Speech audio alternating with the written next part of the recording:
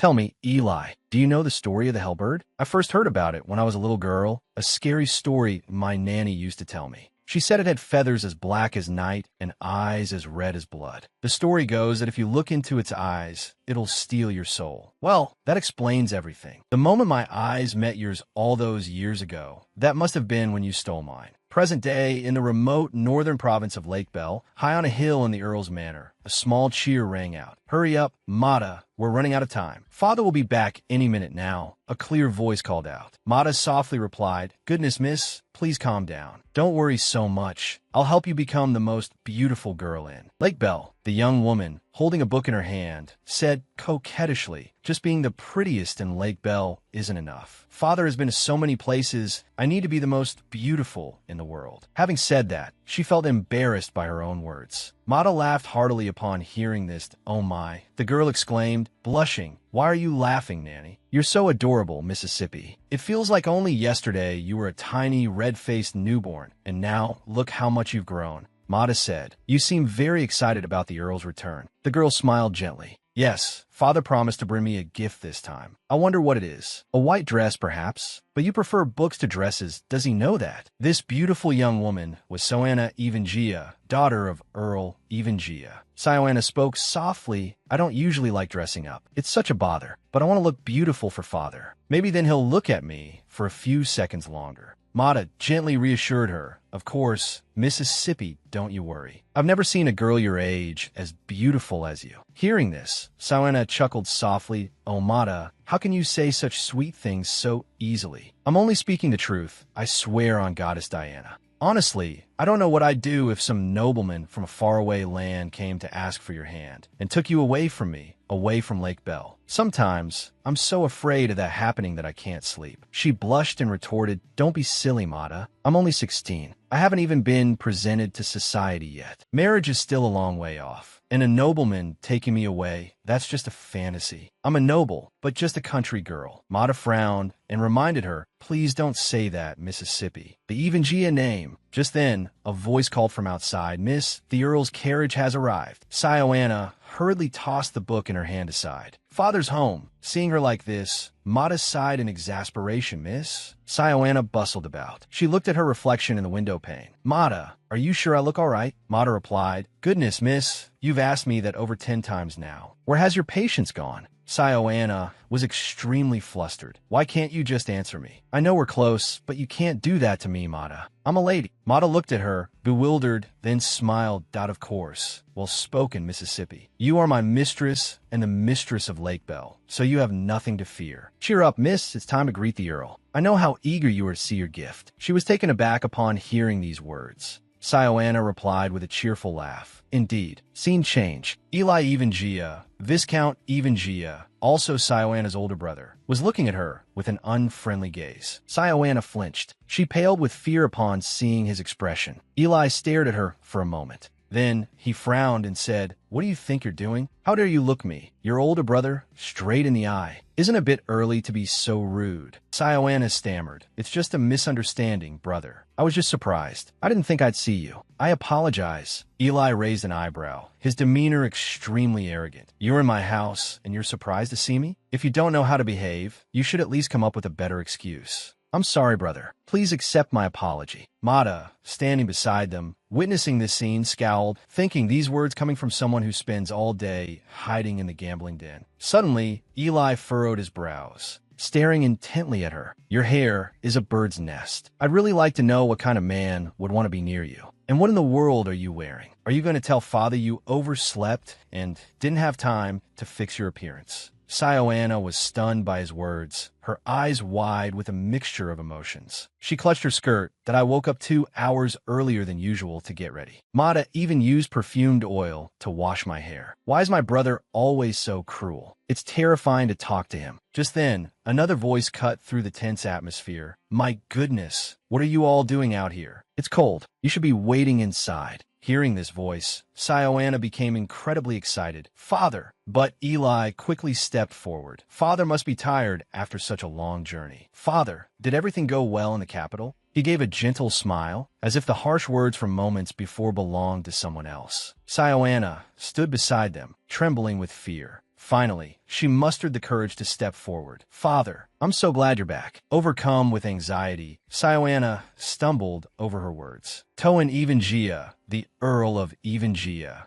removed the cigarette from his mouth and said, "Well, let me catch my breath. Hours in a carriage can be quite draining. How are things in Lake Bell?" Eli responded politely, "Very well, father. I've been taking care of everything. Yes, I know I can always count on you." While the two of them conversed, Sioana, left on the sidelines, deeply regretted her earlier behavior. "Oh no," I stammered in front of father again. "Mata tried so hard to help me relax." "You're such a fool, Sioana. Why are you always like this? That's why everyone treats you like air." Then, Earl Toan instructed a nearby servant, "Joseph, bring the boy here. Right now." "Yes, he'll be joining our family from today. It's best to introduce him now." Eli frowned. "What boy, father? Joining our family? What's going on?" He softly said to him, "Don't you remember? I said I'd bring back a gift for both of you when I returned." Sioana, standing beside them, was surprised that Earl Toan still remembered. "A gift? You still remember, father?" Suddenly, a loud shout, "Hurry up!" startled her. A boy around her age suddenly appeared before Sioana. He was dressed in rags, and his body was covered in filth. Sioana's eyes widened in surprise. "This boy, who is he?" She carefully observed the boy from head to toe. He looked like a mess, and he seemed to be injured. Then Sioana noticed a mark on his wrist. To her astonishment, it was the slave mark of the Caspian kingdom. Father brought back a slave? The boy with blazing red eyes just stared at her, saying nothing.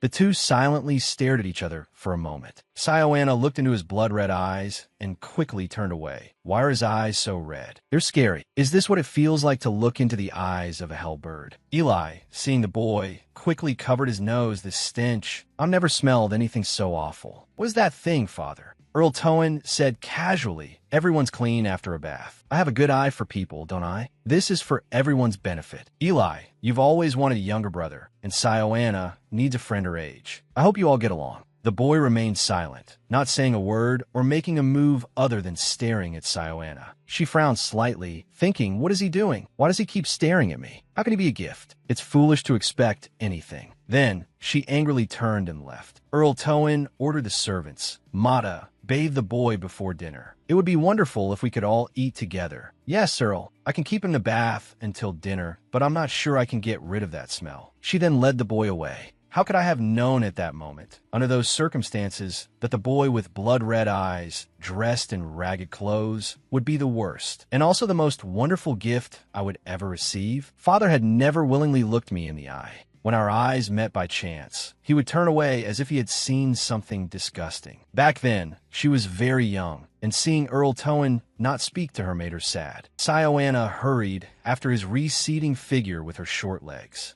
But after running a short distance, she bumped into Eli. The impact sent her tumbling to the ground. Before she could understand what had happened, Eli kicked her hard in the face. He yelled angrily, "Didn't I tell you not to let me see you? Look what you've done. You've got my clothes dirty." Sioana trembled in pain, struggling to speak. "Dad, I'm sorry. I'm really sorry, Eli." A child having to go through such horrible things. Yet she remained obedient and patient, never complaining or crying loudly, even though crying might have resulted in more beatings. Eli spat and said, "You look like a demon. You cursed bad luck. If it weren't for you, Mother would still be alive." After that, Sioana returned to her room. The wound on her cheek had been carefully bandaged by Mata. She huddled in a corner and asked with an emotionless face, "Nanny Mata, is it true that I'm not human, but just a ghost haunting this place? Am I a demon who killed my mother to come into this world?" Mata was startled by these words. She quickly comforted her. "Please don't say that, Miss Sioana. Viscount Eli is just still grieving, as is your father. When the wound in his heart heals, soon, he will become a strong and reliable earl for this family. He will look at you again. You know, miss, you look exactly like your mother. That's why you're so beautiful. Everyone will love you." I feel so bad for Nanny Mata. I should have believed her, but I couldn't. Back in the present, the sun was slowly setting, painting the sky a vibrant red, a truly romantic sight. In the dining room, the four of them were having dinner together. Eli asked in an annoyed tone, "Father, do you really want us to eat at the same table with this thing?" Earl Toan chuckled and said, "Eli, nobles like us should be kind and generous to those less fortunate. Look, doesn't he look pathetic wearing your old clothes?" "Don't joke, father."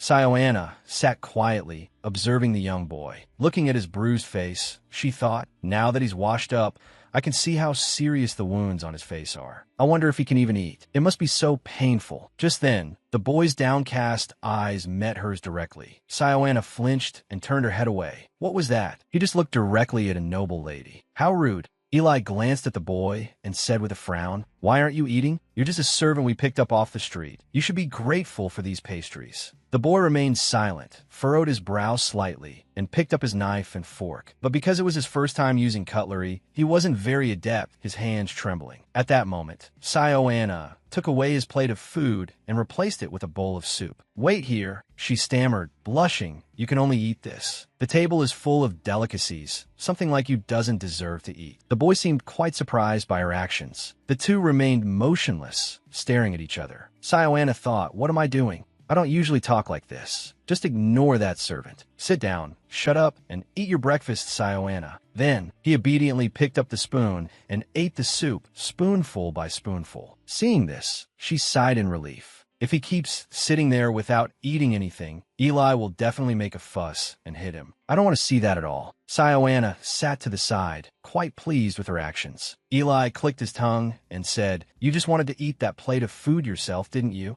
Anyway, father, where did you find this kid?" Earl Towan immediately recounted the whole story. While I was on my way home, the fog was very thick. The carriage almost hit him. "How dare you? Get out of the way. Do you know who you're blocking? I'm a noble." But as soon as he saw the mark imprinted on the boy's wrist, his expression and attitude changed. With compassion, he thought, "I can't leave a poor child in such a desolate place." Hearing the story, Sioana frowned. "What? So you just saw a free servant on the road and brought him home to serve your own interests? I don't want to hate father, but at times like this, I can't help but think that way." Eli raised an eyebrow.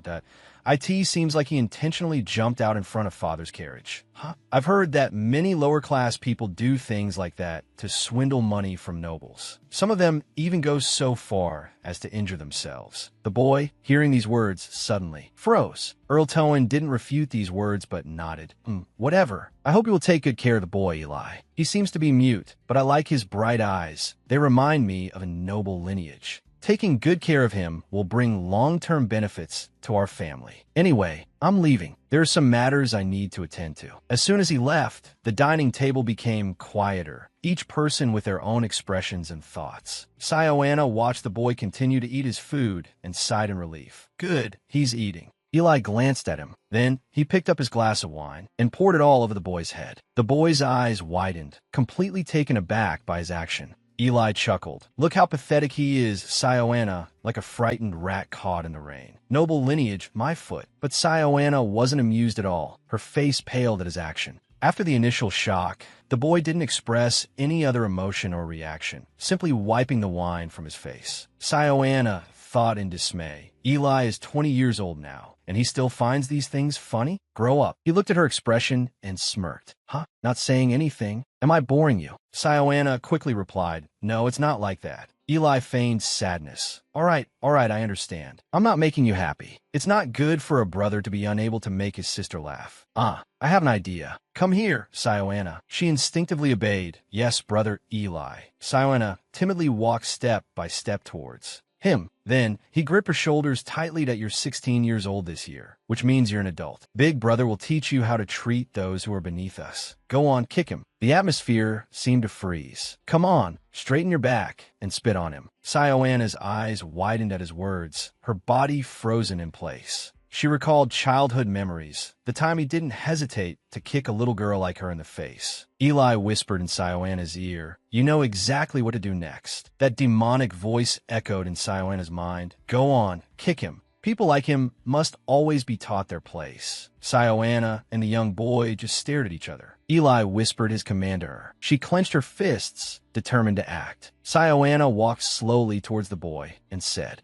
"All right." She leaned closer and whispered to the young boy, "I'm only going to pretend to kick you, so when I do, make sure you fall down, okay?" The boy's eyes widened at her words. With that, Sioana swung her leg, saying, You piece of trash." Then he fell hard to the ground, feeling the force of her supposed kick. Sioana's heart skipped a beat. He fell so hard. Eli, who had been watching from the side, flinched at the scene, then burst out laughing. "Wow, Sioana, you've got talent." Experiencing it yourself and then reenacting it, you're quite skilled. She responded shakily, yes. The young boy lying on the ground squinted at her. Then his face quickly paled. Etienne Baronhardt, the second son of Duke Baronhardt of the Uzika Kingdom. He thought he would have a rich, peaceful, and boring life. Duke Baronhardt had 4 children, all of whom loved each other very much. Traditionally, the eldest son would be the heir, and none of them were dissatisfied with that. And none of the 4 children foresaw the bloody war of succession that would take place. Edwin, Etienne's younger brother, asked him, "Brother, Etienne." He smiled and asked, "What is it, Edwin? You want to ask this? Who was my first love?" Etienne frowned slightly. "First love." Edwin, with an innocent and bright face, said, "Because I think I'm in love. I mean, I've seen many blue eyes, but I've never seen eyes as blue as the vast ocean. And her hair is so long, so shiny. If she said she was a forest spirit, I would believe her." Etienne found him very adorable. "Ah, I bet some young lady caught your eye at the last party, didn't she?" Edwin blushed, embarrassed. "Don't tease me, brother." But happiness didn't last long. Misfortune quickly struck. Find it, golden hair and crimson eyes. Etienne ran frantically away from there, distant voices echoing. "The clothes on it are of the highest quality. Don't let it escape." How did things turn out like this? Edwin, the cute little boy from before, now lay slumped on the floor, his face pale, covered in blood. He struggled to speak. "Brother Etienne, run. Our stepmother poisoned our food." Etienne was extremely panicked by this. Edwin, impossible. It was all the stepmother's doing. The once happy family portrait now only had Etienne left. Edwin used his last bit of strength to say, "You have to get out of here. You have to live." Etienne looked at his bloody hands, too stunned to move. "You damned rat. You think you can run forever?" Etienne ran with all his might, as far as his legs could carry him. But no matter how far he ran, he couldn't escape the echoing voice in his ears that he was a coward who abandoned his family. Despite this, he kept running to the very edge of the land, and by chance, he saw a ship heading toward the Caspian Kingdom. He paid for his passage with his coat, trading family heirlooms for bread and water, gradually selling everything he owned. When he arrived in Caspi, a sorcerer helped him change his hair color. As long as he desired to live, he would find a way. Etienne did all sorts of jobs to survive. There were times he felt discouraged and weary, wanting to give up, but he couldn't because his desire to live was too strong. And the guilt of being the only survivor slowly ate away at him. He was captured again, deemed an orphaned runaway slave. Just like that, a year passed. The esteemed young master of the Duke's house was now a lonely foreigner, becoming increasingly insignificant in society. Under the silent night sky, the full moon quietly illuminated the world. Etienne rested in the barn, lying on a pile of hay meant for the horses. His face was pale from the cold. "So cold, I think I'll freeze to death out here." "I'm sorry, Edwin." Just then, the barn door creaked open. Sioanna quietly stepped inside. Seeing Etienne's face flushed with cold, she reached out, wanting to check his temperature. Suddenly, Etienne opened his eyes, glowing red in the darkness, particularly striking. He sat up, abruptly grabbing Sioanna's hand, startling her. The basket filled with food fell, leaving them both staring at each other in surprise. Etienne frowned suspiciously. "Huh? What's she doing here? They probably sent her to see if I'm dead yet." Sioanna didn't complain. She slowly picked up an apple and offered it to him. Etienne remained motionless, thinking to himself, "How annoying. Before, she wouldn't even look at me, as if I were nothing more than trash. And now she suddenly pities me. What is she planning now? So irritating. She's disgusted me from the very beginning." Then, Etienne suddenly grabbed her, pushing her down onto the cold dirt floor. "So irritating. She's disgusted me from the very beginning." Then, Etienne suddenly grabbed her, pushing her down onto the cold dirt floor. He growled, each word sharp and clear. "You're so naive and stupid. It's a shame to say this, but I don't feel the slightest bit grateful that you saved my life." Sioanna reached out and frantically ran from the barn. As she ran, she thought, "What's wrong with him? He's crazy. How could he humiliate his benefactor? Why did I bother meddling? I was wrong to feel sympathy for someone like him." On the other side, after Sioanna ran off, Etienne just lay motionless on the dirt floor, the cloth and the scattered food she had brought lying on top of him. Etienne slowly sat up, the imprint of a hand clear on his cheek. "I know I overreacted, but whatever, forget it. That girl was only being kind out of pity. I can't afford to be soft." He touched the apple lying beside his foot. Etienne stared for a moment, then picked it up, his blood-red eyes fixated on the apple, as if it held some hidden meaning before he took a bite. Scene change. The winter sky was chilly, somewhat gloomy, unlike the clear autumn sky. Earl Towan addressed Eli, Sioana, and Etienne. "I'll be back soon." Eli asked him, this time, "Father, you're going to the Uzika kingdom, right?" "Yes. The Emperor's health is declining. It's better to visit him personally. It also secures our family's standing with the royal family." Earl Towan then turned to Etienne. "You look much better after bathing, boy. Fate brought you to Lekbel. Work hard and take good care of Eli. He will become the Duke of Genius someday." Hearing this, Eli frowned at him. Sioana also looked on, glaring but without any malice. On the contrary, she looked rather adorable while sulking. "He's getting more attention from father than I am. How annoying." After Earl Towan finished his instructions, he quickly boarded his carriage and left. Eli also quickly left. "Let's go, Sioana. I have some business to attend to in Highbell. You stay put in the house. Don't wander around." She obediently replied, "Yes, sir." Suddenly, he stopped, turning back. "Oh, by the way, you the slave, I'm talking to you." Eli jabbed his elbow hard into Etienne's head. Sioana's face paled as she witnessed this, thinking in a panic, hitting him out of the blue like that. Seriously, what's wrong with him? "Listen here, I don't need a lowly slave like you waiting on me. Get out of my sight. If I catch you around again, I'll beat you until you understand." He looked at Etienne with a smug face, then turned and left. Sioana felt extremely awkward. "Oh my God, I hate this situation so much." Scene change. In the study, Martha brought Sioana a pot of tea. "Take a break, Miss Sioana." Sioana sat on a chair, pen in hand, intently focused on a book. Martha softly asked her, "Where's Master Eli?" "Highbell." She frowned and said, "That child." As soon as the Duke left, he went straight back to gambling. "It's so unfair. Dealing with the land documents is Master Eli's responsibility." Sioana replied, "But I can't just neglect these documents. Managing the Lekbel region is our family's responsibility." Martha smiled to herself, thinking, in moments like these, she really is just like her mother.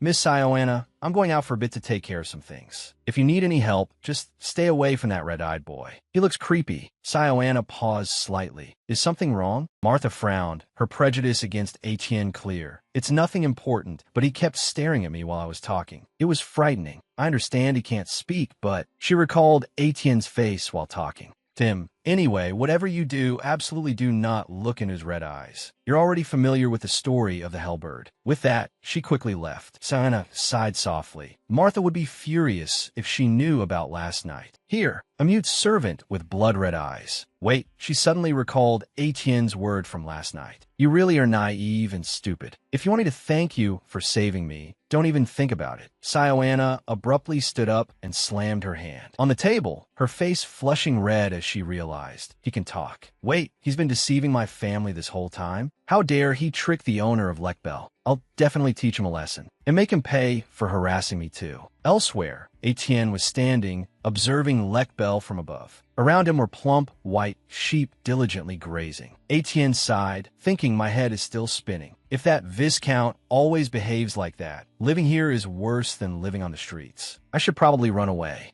Just then, another voice rang out, the sound quite loud. "You." Etienne startled and turned around, only to see Sioana, wearing a hat, standing behind him. She appeared angry and said loudly, "You, stay there. I'm coming over." Etienne thought, usually these people always tell me to come to them. Sioana approached him, hands on her hips, and said, "You owe us an apology. You lied to us about being mute, while you can speak perfectly fine. You're looking down on the kindness of your master. I've never met such an arrogant servant." She frowned at Etienne's indifferent expression, as if he hadn't heard a thing. There it is again, that attitude. "You think staring like that will scare me?" Though acting tough on the outside, inside, she was feeling quite scared. Just then, Sioana accidentally tripped on a branch underfoot and fell flat on the ground. The atmosphere fell silent, him looking at me looking at him. Etienne, also a bit flustered, approached her. Sioana lay on the ground, her face burning with embarrassment. "This is so embarrassing." "Get up, Sioana. I think I sprained my ankle, it hurts." Etienne just stood there dumbfounded, thought for a moment, and then decided to help her. He sat down, turning his back to Sioana. Seeing this, she thought,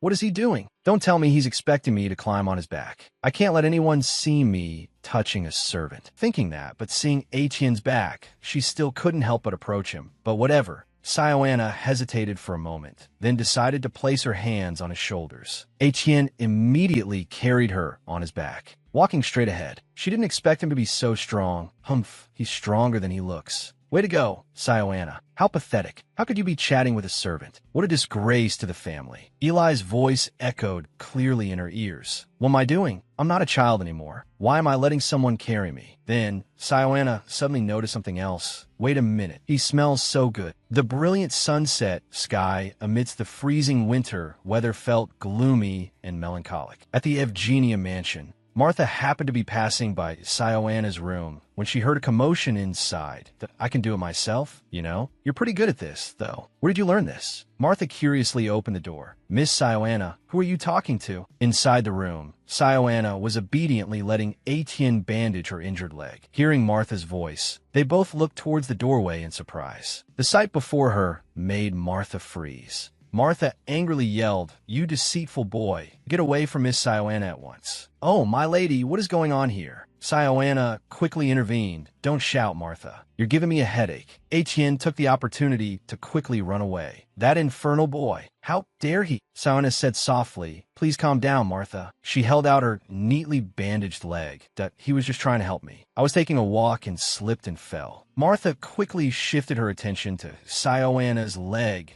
Of all the days, why did this have to happen on the day I wasn't home? That boy didn't try anything with you, did he? I've heard too many horror stories about servant boys preying on the daughters of noble families. Sioana, extremely flustered, stammered, "Please don't let your imagination run wild, Martha. I can assure you nothing like that happened." At this point, Sioana suddenly frowned, thinking to herself, or did it? Cut to Etienne sweeping the stables. Sioana peeked from behind a tree, secretly observing him. She frowned, staring intently. Of course, Etienne also noticed her burning gaze. He thought, bewildered, what is wrong with the young miss again? Shortly after, Sioana walked towards him. A greeting is the minimum courtesy when you know someone is watching you, you know? "I came here to thank you. Martha said you handle my ankle very well. I think it will heal soon." Etienne was extremely surprised to hear these words. He didn't say anything but stared at her. Sioana avoided his gaze. "I swear, I wish you would say something so things wouldn't be so awkward." She continued,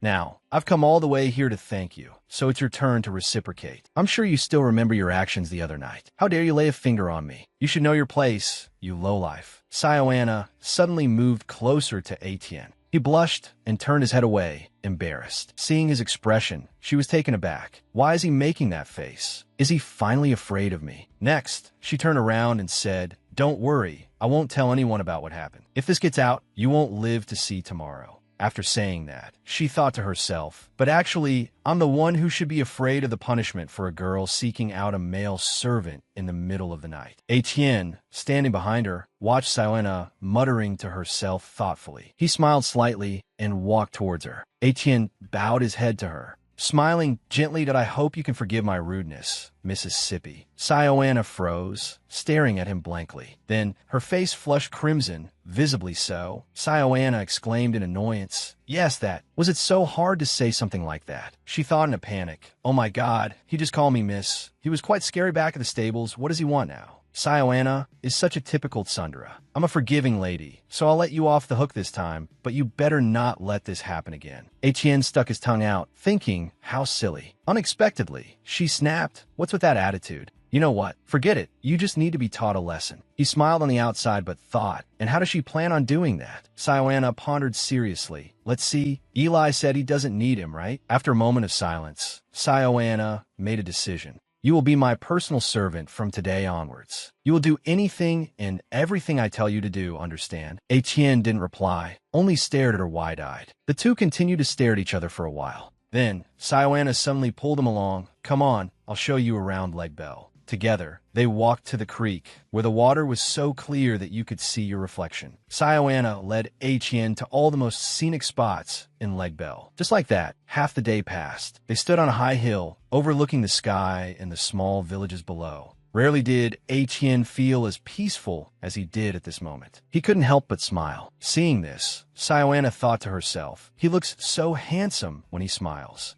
Afterwards, the two slowly returned to the villa. "Dear mother, Something rather important happened recently. Father brought home a servant boy on his recent trip to the capital. I've never met a boy my age with red eyes like his. Martha has been saying he looks like a hell bird and keeps telling me I shouldn't look him in the eyes or spend time with him. But why should I? I'm the owner of Lebel, after all. Every speck of dust on this land belongs to me. So why should I avoid a servant? On their way back, they saw beautiful rose bushes along the road. Sioana couldn't resist running towards them, wanting to touch them. But Etienne quickly followed behind, his face wrinkled. Sioana, seeing Etienne's expression, guess what he wanted to say? Rose thorns, dangerous. Then, he let her stand aside and walked towards the rose bush alone. Sioana secretly thought, I can make a boy like this. When Etienne returned, he held a beautiful red rose in his hand. He knelt down and offered it to her. Do anything I want. Come here, let's race. Whoever reaches the mountaintop first wins. Sioana pointed towards the high mountain peak in the distance. It had to be said that Legbel was an extremely peaceful land with plenty of land and trees. Etienne looked in the direction she pointed, saw the high peak of George Vosk, and froze. Without waiting for him to speak, Sioana excitedly ran forward, ready to race. Etienne could only helplessly chase after her. Who knew she had this side to her? After running around for a while, they were so tired they were out of breath, lying sprawled on the grass. Sioana triumphantly declared, I win. Etienne didn't pay any attention, only replying softly, yeah.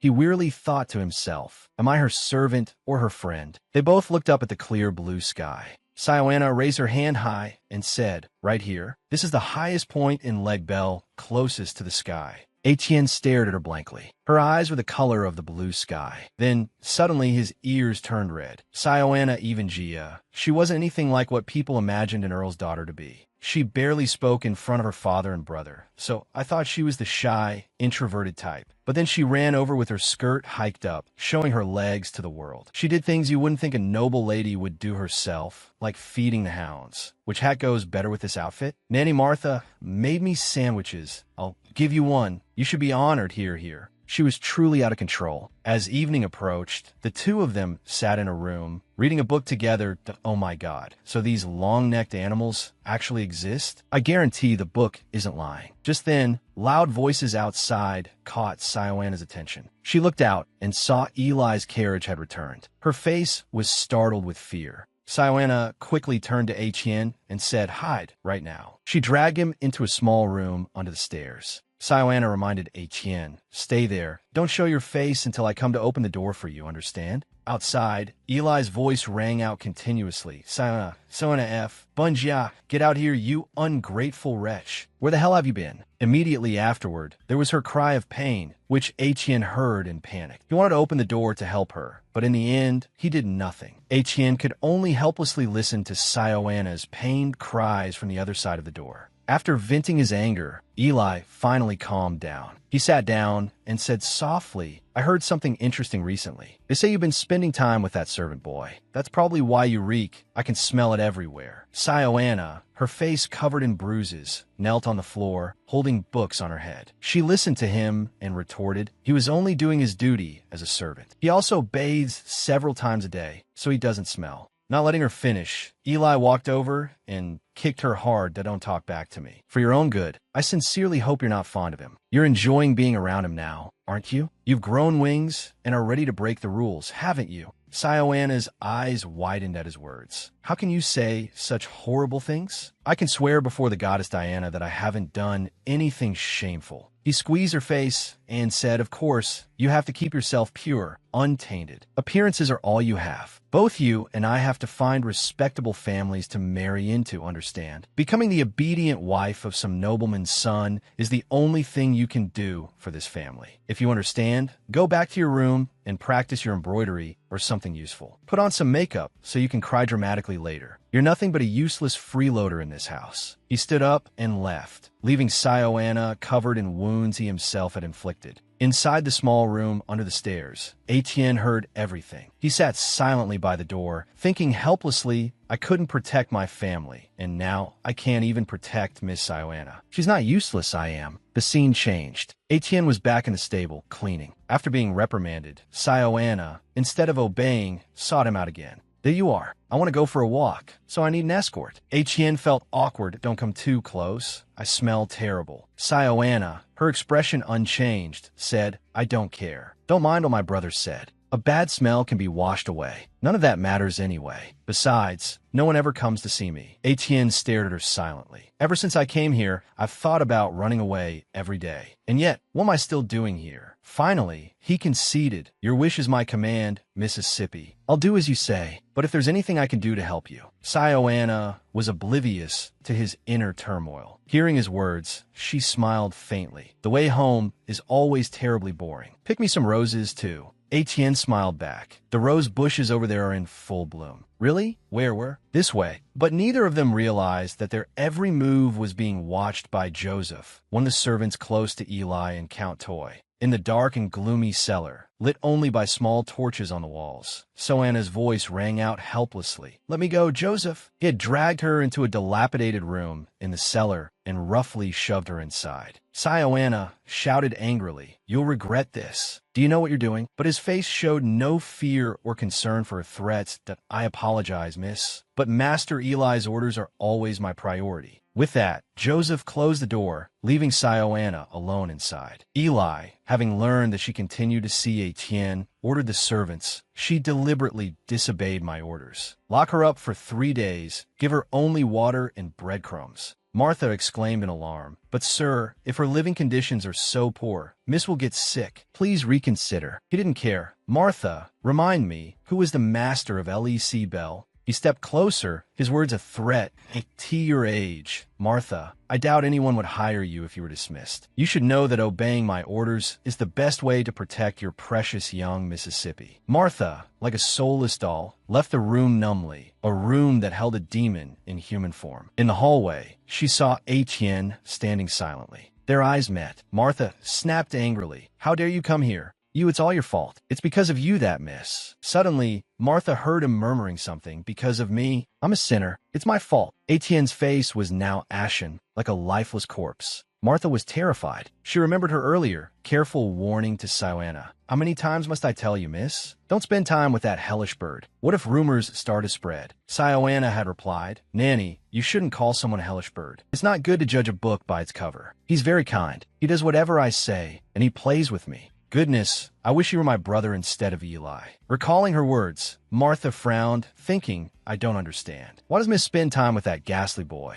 But desperate times call for desperate measures. Having made up her mind, she said to Etienne, I have a favor to ask of you. Cut to a dark, empty cellar. Sioana sat silently curled up in a corner. She stared intently at an ant crawling on the ground and said, Look how busy you are. Your life must be more meaningful than mine. Just then, she heard strange noises. Sioana startled. What's that? What is it? Or am I just imagining things? Then, a series of other noises came from beneath the floor. What's that sound? Sioana quickly backed into a corner. After calming down, she realized the sound was coming from a boarded-up section of the floor. Curious, Sioana slowly crawled towards it. Sounds like it's coming from here. A wild animal? There must be something under the floor. Next, the wooden board was pushed open and a grimy hand reached out. Sioana stared blankly, unable to process what had just happened, until the hand touched Sioana's. She jumped, her soul leaving her body, and fainted on the spot. Etienne climbed out from below and, seeing her unconscious, panicked. Miss Sioana. Miss.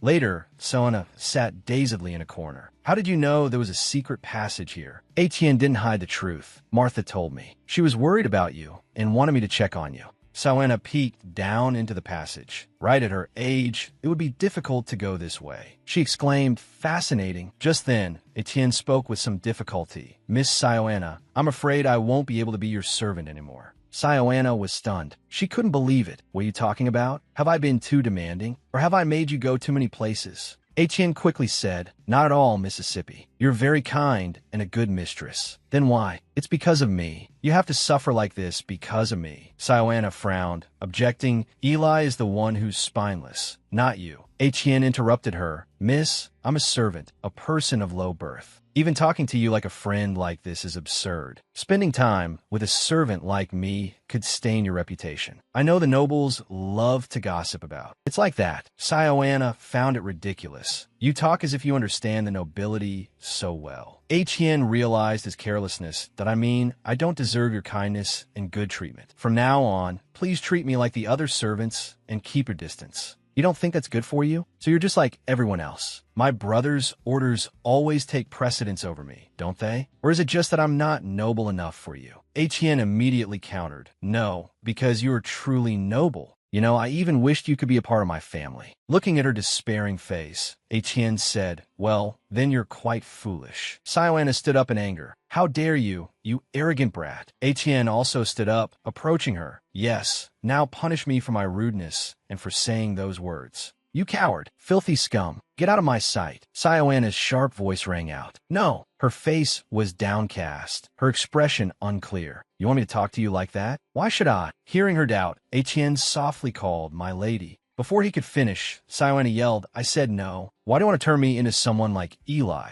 Hien was startled. He replied loudly, I didn't mean that. Ignoring his words, she continued to shout, do I have to act like my brother to be considered noble? Kicking people, cursing them. I don't want to do any of that. Hien's arm hung in midair before Sioana's barrage of questions. That what's so fun about bullying and oppressing others? It's horrible. Just thinking about it makes me shudder. Remembering the sight of her brother hitting someone, Sioana stammered, ah. Her eyes suddenly widened, and she gasped for breath. Seeing Sioana suddenly bend over and tremble, Hien asked tentatively, my lady? He called out in alarm, my lady, thinking she's hyperventilating. He quickly bent down to support her trembling body.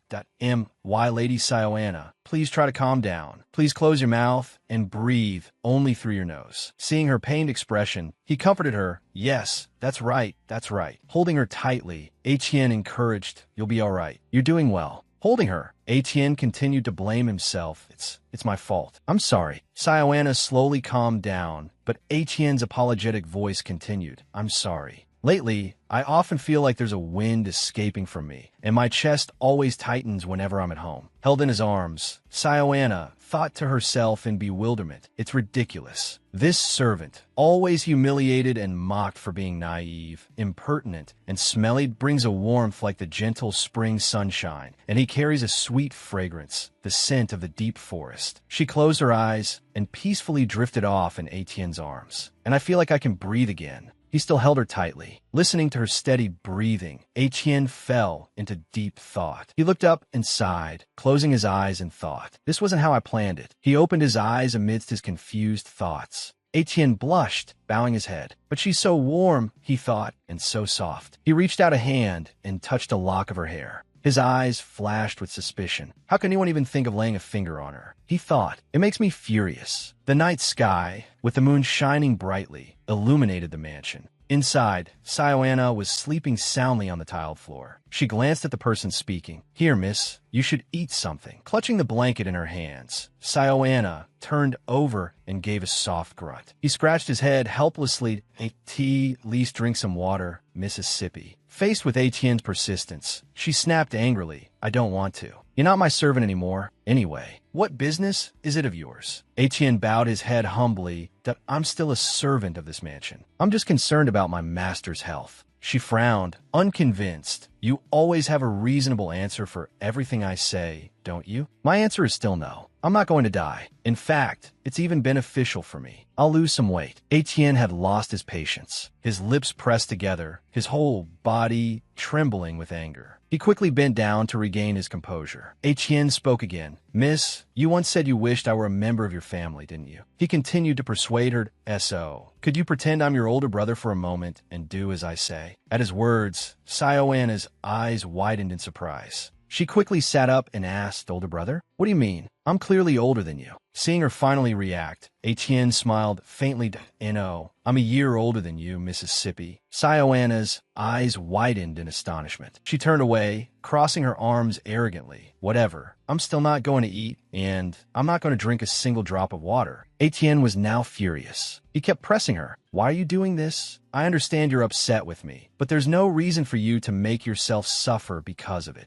At Etienne's barrage of questions, she stammered, "That's not the reason." As if unable to understand, he ran a hand through his hair in frustration. "Then what is it?" She spoke, her voice trembling. "If I eat." Hearing her, Etienne repeated, "If you eat." She continued, facing Etienne's stunned expression. "Then I'll need to use the toilet." He was speechless, completely stunned. Unfazed, Etienne calmly replied, "I can dig a latrine for you." Hearing this from him, Sioana's face flushed with anger. She sputtered indignantly, "That's precisely what I don't want." Before she could say anything else, Etienne put the bread into her mouth. Sioana froze, taken aback by his calm demeanor. He calmly looked at her and continued, "People will discover I'm here if you yell like that." Sioana frowned and stammered, You're so arrogant, so annoying." Tears welled up in her eyes. Sioana continued, her voice trembling, "It's so good." Seeing her overcome with emotion, Etienne was speechless. He tilted his head and sighed in relief. He glanced at her and asked softly, "Is it always like this?" Not understanding him, Sioana turned her head and asked, "What do you mean?"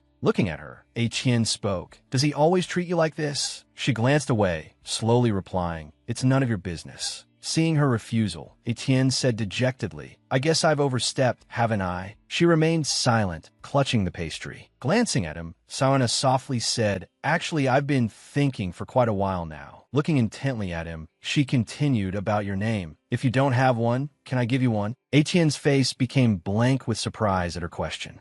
Sioana shyly reached up to scratch her cheek, continuing, "Well, do you want me to treat you like a brother or something? If we're going to be close like this, I can't just keep calling you hey, can I? You should at least have a name, right?" After hearing her words, Etienne quickly looked away, replying, "I only said that to trick you into eating. I could never be your brother." And a servant, having a name? Recalling each of his brothers calling his name, Etienne pondered, Etienne. The image of his youngest brother lying in a pool of blood, faintly calling Etienne. Witnessing that moment again, Etienne's face darkened as he replied, "I don't deserve a name." Sioana tilted her head in confusion. "Why do you have to deserve it? All servants have names." Facing him, Sioana continued, "I'm sure you don't want to be called Hellbird your whole life." Etienne's eyes were fixed on Sioana. Suddenly, he shuddered and chuckled softly. She stammered in alarm, "What's so funny?" Slightly extending his arm, Etienne replied, "It's just..." Brushing the pastry crumbs from her face, Etienne continued, "I was thinking, if I really had a little sister like you, I'd take really good care of her. I'm confident I could, truly." At his words, Sioana's eyes widened in surprise. Moving closer to her face, Etienne continued, "Love her." His voice rang out, "Etienne, that's my name, but don't tell anyone." Sioana, her face flushed with fever, was now resting in her room. 3 days in the cold, damp, rough room had left her body aching, chilled, and burning with fever. She glanced with her emerald eyes at the flower petal on her pillow, thinking to herself, "I keep drifting in and out of sleep and pain, and occasionally I'm woken by a rose on my pillow." Looking at the rose, she pursed her lips in thought. Etienne held a bright red rose in his hand. He gently pushed open Sioana's door and entered. Inside the room, he looked up at Sioana lying in bed. He reached out and gently placed the rose in his hand beside her pillow.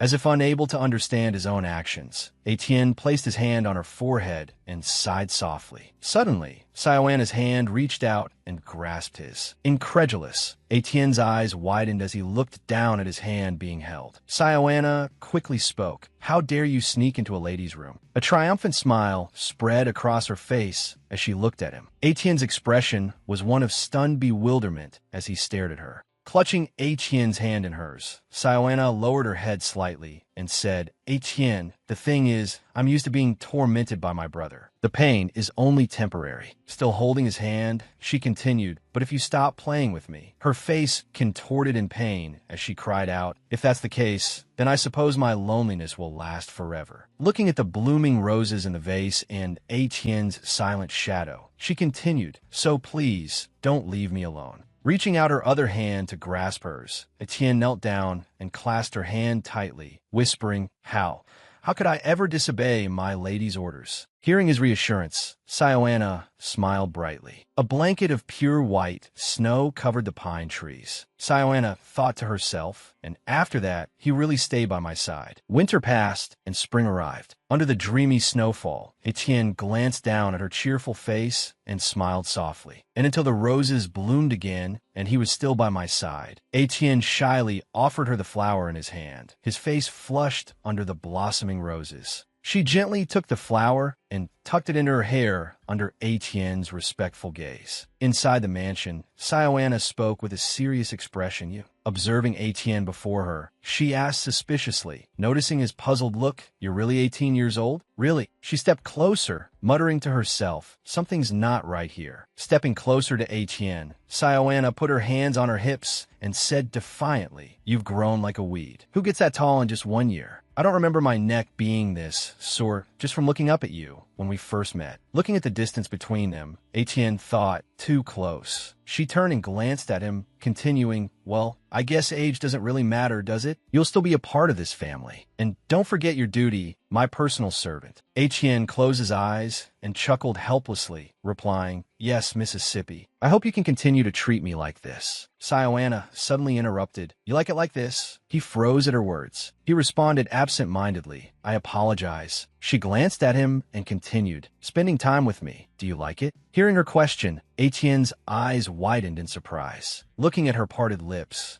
Etienne's face flushed crimson, and he stood dumbfounded. He immediately slammed his forehead against the wall beside him, leaving Sioana stunned. She cried out in alarm, "What are you doing? Are you crazy?" He lowered his head, his face flushed as he thought, "Perhaps I really am." Sioana's frantic voice echoed through the mansion, "You're bleeding." "Oh no." As he stood there looking dazed, County Genzia's surprised voice rang out, "My goodness, look how much you've grown." Looking at him, Etienne respectfully replied, "It's all thanks to you, County Genzia." Looking at him, Count Genzia continued, "Joseph told me you were able to speak. It seems he was telling the truth. That's good news." Looking at him, the Count stroked his chin thoughtfully. "I felt it from the first moment I saw you. But there's something noble about this boy, something in his very being, something he can't hide." Etienne stood formally before County Genzia, his hands clasped behind his back. Looking at him, the Count began, "Perhaps you're wondering why I want to see you alone. You remember I recently visited Ujika? The residents, they're in an uproar looking for a missing boy. The people of Ujika chattered amongst themselves on the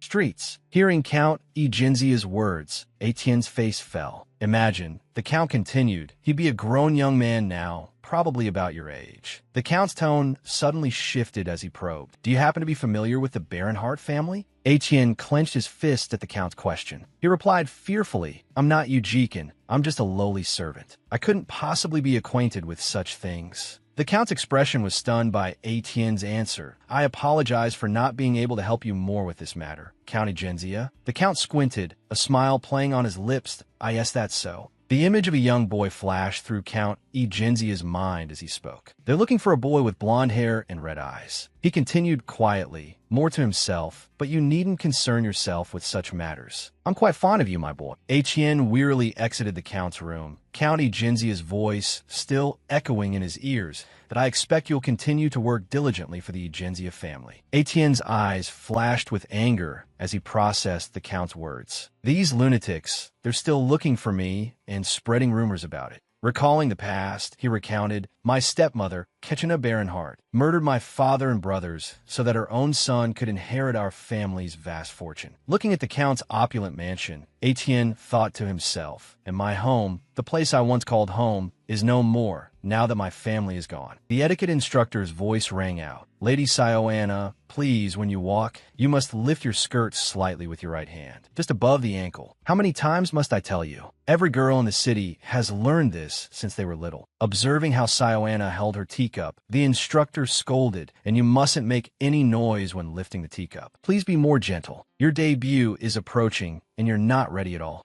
Seeing Sioana's melancholic expression, Etienne frowned, thinking, "Don't make my Lady Sioana wear that expression." Watching her etiquette lesson, he scowled to himself. "Baronhardt, Genzia, I'm sick of them." The etiquette instructor's voice continued, "Let's try your walk again." Etienne gently extended his hand and continued, "Don't worry, Sioana. I don't care about inheriting any titles or fortunes. Reaching his hand through the doorway, his face set with determination, he said, "Now you are my family." Etienne's voice echoed hauntingly, "I will be by your side forever." The air in the storage room was strangely still. Etienne stared at the scene before him, his back stiff and straight. Sioana clutched a pillow to her chest, nervously glancing away. The two faced each other, then Etienne stepped closer to her. "What are you doing here, miss? Could you please not sit there? That's where I sleep." "I folded the blankets and tidied everything." Sioana replied, "I lent them to you, so they're still mine, aren't they?" Her expression was filled with worry. Suddenly, there are so many strange people in our house.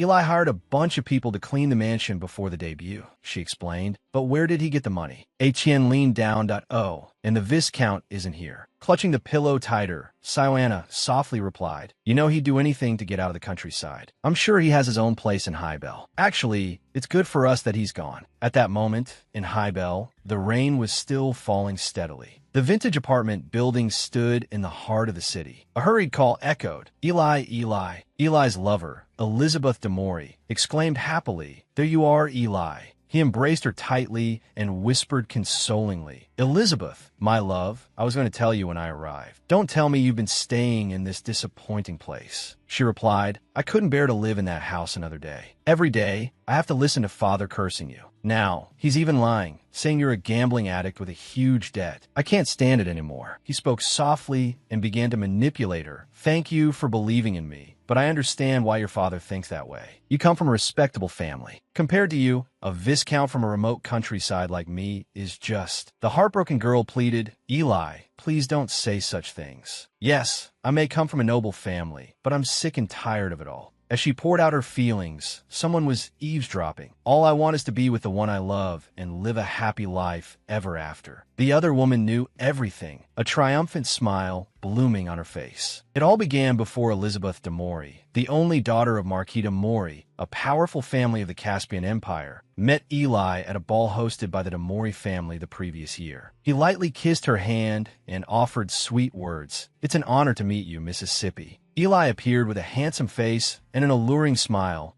"My name is Eli Genzia. May I have the honor of the first dance with you tonight?" His sharp eyes were always fixed on her. Elizabeth quickly fell in love. Who would have thought there was such a charming man in Caspian? And so, they took each other's hands and stepped onto the dance floor to a gentle melody. Elizabeth couldn't look away while dancing with him, as if she were under his spell. She was deeply in love with him. Things even went further. She provided a small house as a hideaway for her and Eli's secret love. The girl leaned happily against her lover, thinking she had finally met her soulmate and that this love was destiny. Eli responded with a mysterious gaze. She would never guess that her feelings were unrequited. They were passionately entwined in the small room, with servants peeking in. "I love you, Elizabeth." "Oh, Eli, kiss me." The young servant gasped at the sight, "Miss." Later, the carriage took them home in the pouring rain. "I don't understand how you do it, my master." Eli sat in the carriage with the other woman. "If I have to pretend to be a lovesick fool any longer, I'll die." Then he poured out more sweet words that she's just like you, just adorable enough. She happily leaned her head against Eli. "That you're so good at flattering me." Then she mentioned their plan. "Actually, it's just a matter of time. Parents' greatest weakness is their children. As long as you keep that fool believing in you, Marquis de Maury won't have a chance to resist. You again." Ellie's hand reached out greedily. "Once the de Maury estate is in my grasp, the first thing I'll do is demolish that shabby Legbell Manor and build something magnificent in Highbell." He wrapped his arm around his lover's waist. "And I'll shower you with beautiful jewels." They began to move closer for an intimate embrace. "Oh, my lord, I could wait for you forever, as long as you need me. I only long for the day you become a count, or a marquis." Ellie's vacant stare was enough to captivate the woman. "How can you be so adorable?" Meanwhile, the carriage wheels continued to roll steadily along the rain-soaked road. Sobs echoed, making the maid uneasy. "Miss, please don't cry."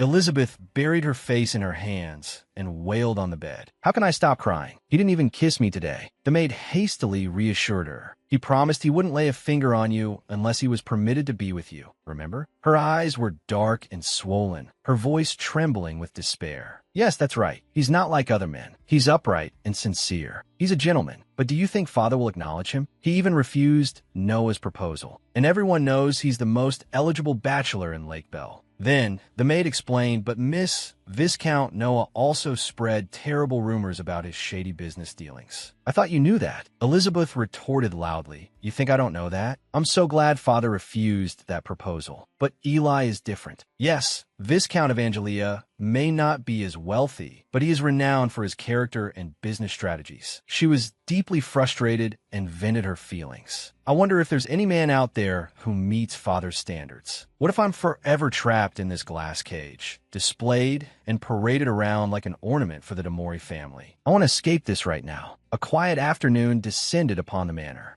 A gift from Lake Bell. Sioana held a large bouquet in her hands and wondered, "Are you sure this is for me?" Martha confirmed again, "Yes, Mississippi, but it was sent anonymously, so we don't know who sent it. Perhaps it's from Master Eli, or maybe Viscountess Abenzia." Sioana expressed her doubt. "Do you really think either of them would do this?" Then she realized something. "I know." Martha pointed out her speculation. "You remember Master Eli officially used your portrait to spread the news about the upcoming ball, right? Perhaps a gentleman saw it and fell in love with you at first sight." Sioana was even more incredulous. "You mean the portrait painted on that tiny piece of paper by some unknown artist? I doubt it." Etienne stood outside the room, silently listening to the conversation. "Then what other explanation is there, miss? I know you don't know anyone else in Lake Bell." Etienne's eyes darkened. He stared at Sioana's vibrant bouquet, the rose in his own hand looking strangely forlorn. Usually, Etienne briefly thought of a conversation he'd overheard. Eli, that bastard, must be in dire need of a large sum of money. They were talking quite loudly. "I heard he owes Duke Noah a huge debt. That must be it. I also heard he's sponsoring the ball. That crazy bastard. He has no other choice, and now he's trying to sell his own sister." The Duke's shadow loomed. "Noah is someone you shouldn't mess with. Why would he get involved with someone like him, of all people?" Then a crucial piece of information was revealed. This was just an arranged marriage disguised as a ball. Etienne's mouth moved as he whispered something. "Duke Noah,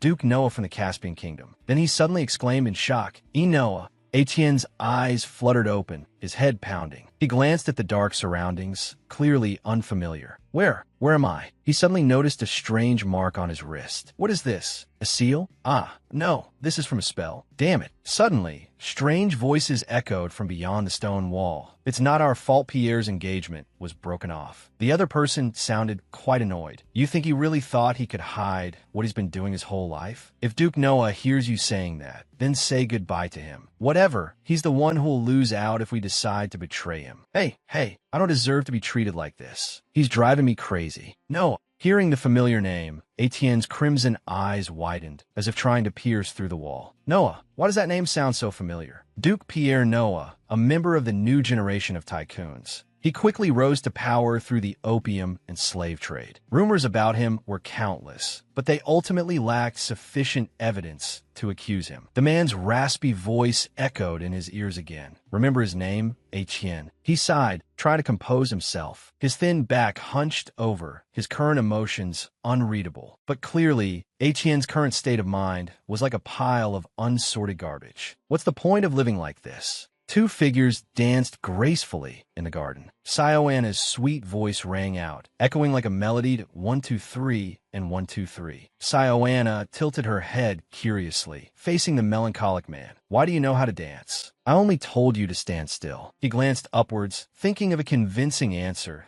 "I learned by watching the nobles do it so often." She seemed unconvinced, softly retorting, "I'm not that naive. There's no way you could learn like this just from observing." Their hands clasped together, Etienne's grip tightening slightly. "You might think I'm crazy for thinking this, but Etienne, are you?" Suddenly, he pulled her waist close, startling Sioana slightly. His gentle voice whispered in her ear, "Less talking and more dancing, my lady. You need to focus. You stepped on my foot 5 times already." This silenced Sioana completely, leaving her speechless, looking at the man before her. Although his looks were undeniably top tier, the aura of sorrowful dread emanating from Etienne always put others on guard. Facing him made Sioana shy, and she hesitantly lowered her head. Her heart felt like a small deer, restlessly leaping within her chest. What was this? She had been near him 1,000 times, but she had never felt like this before. She recalled images from the past, from the time they held hands and strolled through the forest. That day, Sioana had even been startled, feeling something different, like she was paying more attention to him. Just then, the young man's voice rang out, "Miss?" Startled, Sioana once again stepped on his foot. She panicked, her face paling.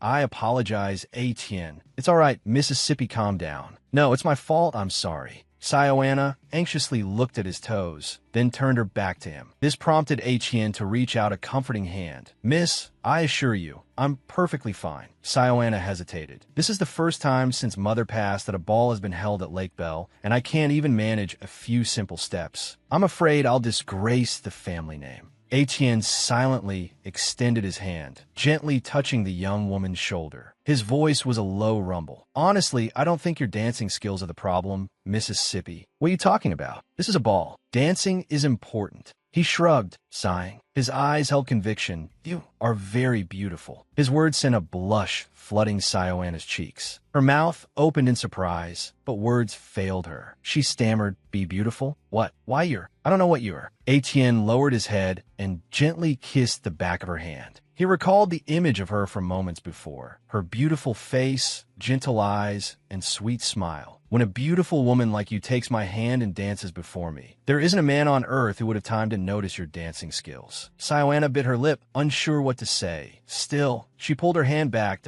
"I don't think so. They'll all be quick to judge, and they'll use it to assess my worth as a woman." His expression darkened. "That judgment is yours and yours alone. This ball is for you. You decide who is good, who is worthy of your time and effort, and who is dangerous. Those are all decisions that only you can make." The young woman's brow furrowed slightly, a faint smile playing on her lips. "You really are different. You know, even though you're a servant, you've never acted subservient. But the thing is, the most dangerous person to me is you. You can read, you can dance. You're more of a gentleman than my father and brother combined. Tell me, who are you?" A bead of sweat slowly trickled down Etienne's cheek. He hadn't expected this little canary of a lady to be so perceptive. Sioana's gaze was filled with certainty and a hint of anticipation for his answer. But then, she lowered her head, bumping into the man's firm chest. "Forget it," she said. "I know you'll only give me a vague answer anyway." Etienne's crimson eyes held a strange flicker of emotion. He reached out, as if to embrace her. The two stood together amidst the vast forest, Sioana's skirt fluttering slightly as Etienne's deep, gentle voice spoke. "Point one day, I will tell you, Mississippi, truly." "Yes, I wish so. I want to be forgiven." Sioana stood silently, Martha beside her, asking softly, "How are you feeling, miss?" "Are you ready?" she replied, but without her usual cheerfulness.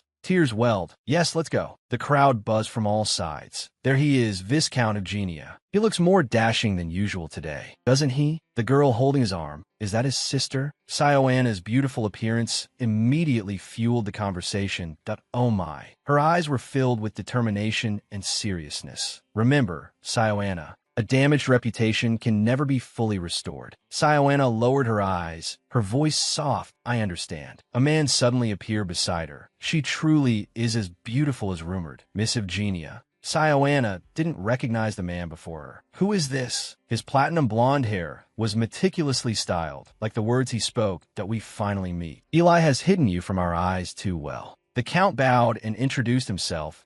"My name is Noah. Do I have the honor of the first dance with you?" Though he smiled, his mysterious aura remained. Sioana was stunned after hearing the name. "Count Noah." I greeted him cheerfully. "You're early." "Greet Count Noah, Sioana. Count Noah is very famous and respected, not only in Caspian, but also abroad." They both looked at her and declared, "And he is also?" Noah maintained his friendly smile as he finished the sentence. "My fiancé." The young woman was even more surprised. "What?" The people around them began to murmur, "Yes, that Count Noah? They seem very close. Did he and Miss Eugenia know each other before?" Noah paid close attention to the whispers. "Did you just hear, fiancé?" He put his arm around Eli. "Eli, you mischievous scamp, enough now. I can't make the star of today feel uncomfortable like this. I'd be very sad if the young lady felt embarrassed because of me." He quickly chimed in, "Of course. I suppose I let my excitement get the better of me." They laughed together naturally while Sioana was still trying to understand the situation. Wow, I've never seen Eli like this before. Unaware of Pianoa's reputation, she was developing a good impression of him. He must be an outstanding person. He even dresses like royalty. But Sioana felt uneasy. This man will really become my fiancé. The music for the party began as everything was ready. Eli bowed to Pianoa. The music started. I'll leave you two some space. He replied, talk to you later, Eli. Then Pianoa extended his hand to her. Miss Evgenia, may I have your hand? The young woman hesitantly raised her slender arm. As their fingers touched, she kept trying to tell herself, don't worry. Sioana imagined the music she had practiced with Etienne. Just do what we practiced. Then Sioana closed her eyes and followed her partner's lead in the dance.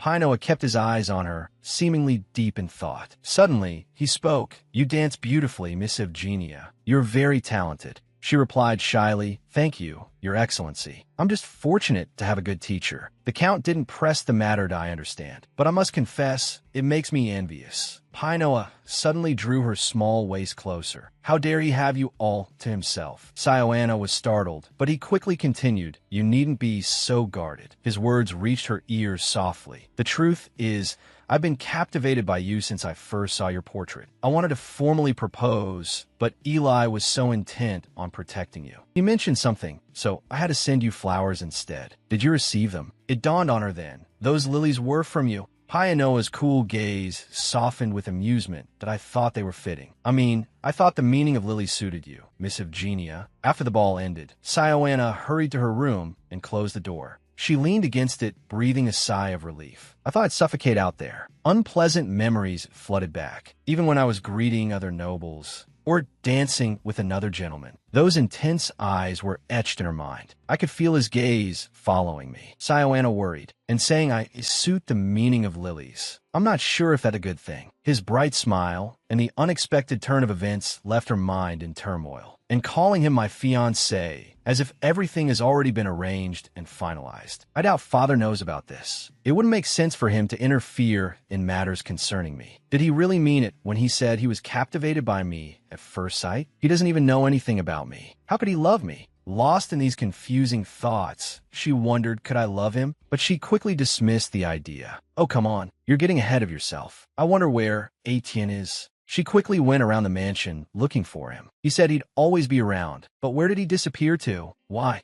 She bumped into some other young ladies. Oh my, Miss Evgenia. They crowded around her excitedly. It's wonderful to meet you. You're even prettier in person than in your portrait. Now we understand why the gentleman wouldn't leave you alone. We were wondering when we'd have a chance to talk to you. Sioana was flustered. They were all girls around her age.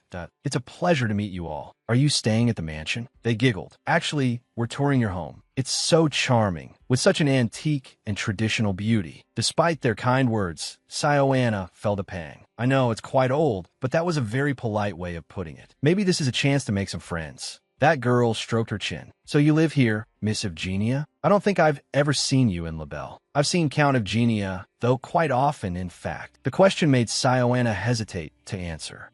She turned her face away, unable to speak for a moment. The young lady waited in silence for what she would say. She blurted out, oh my, don't tell me you've lived your whole life in Labelle. The others around them chimed in. Ingrid, come on, don't tease her. This place is practically in the middle of nowhere. It's all just land. I'm sure they have a lavish vacation estate somewhere, though, right? Miss Evgenia? Their attention was once again directed at the girl. Her palms clenched slightly. She had thought she might be able to make some friends. She admitted frankly, I was born here, and I've lived here ever since as the daughter of the family. I have a responsibility to look after Labelle, and I'm fulfilling that duty. And as you said, there's nothing here but land. But that solitude allows me the freedom to run wild, usually until my servants are utterly exhausted. Her cheerful memories made her feel a sense of pride. However, the girls around her were put in an awkward position. Ingrid closed her fan and forced a smile. Goodness, don't make me feel bad. Sioana quickly responded, oh, I'm sorry if you thought that. I just meant I run very fast. The atmosphere between them became tense. You're quite funny, Miss Evgenia. Sioana started to say something else. Count Evgenia is... But suddenly, a familiar voice rang out. Count Evgenia is a member of a family that has protected the Labelle border from external threats for a very long time. Sioana's eyes widened in surprise. Etienne appeared, looking different than usual. Labelle is a crucial point where the Caspian wilderness has long been preserved and carefully tended. He came to the young lady's side. These ladies received an invitation here. A warm arm rested on Sioana's shoulder. Then, Etienne directly retaliated as he pulled Sioana closer. So why such a lack of understanding about the history of this place? Ingrid quickly rebuked. Hey, your tone is too harsh. She feigned disappointment. I think there's a misunderstanding. I was just worried about dear Miss Evgenia. Being in this place, she must be so lonely. Etienne's crimson eyes glared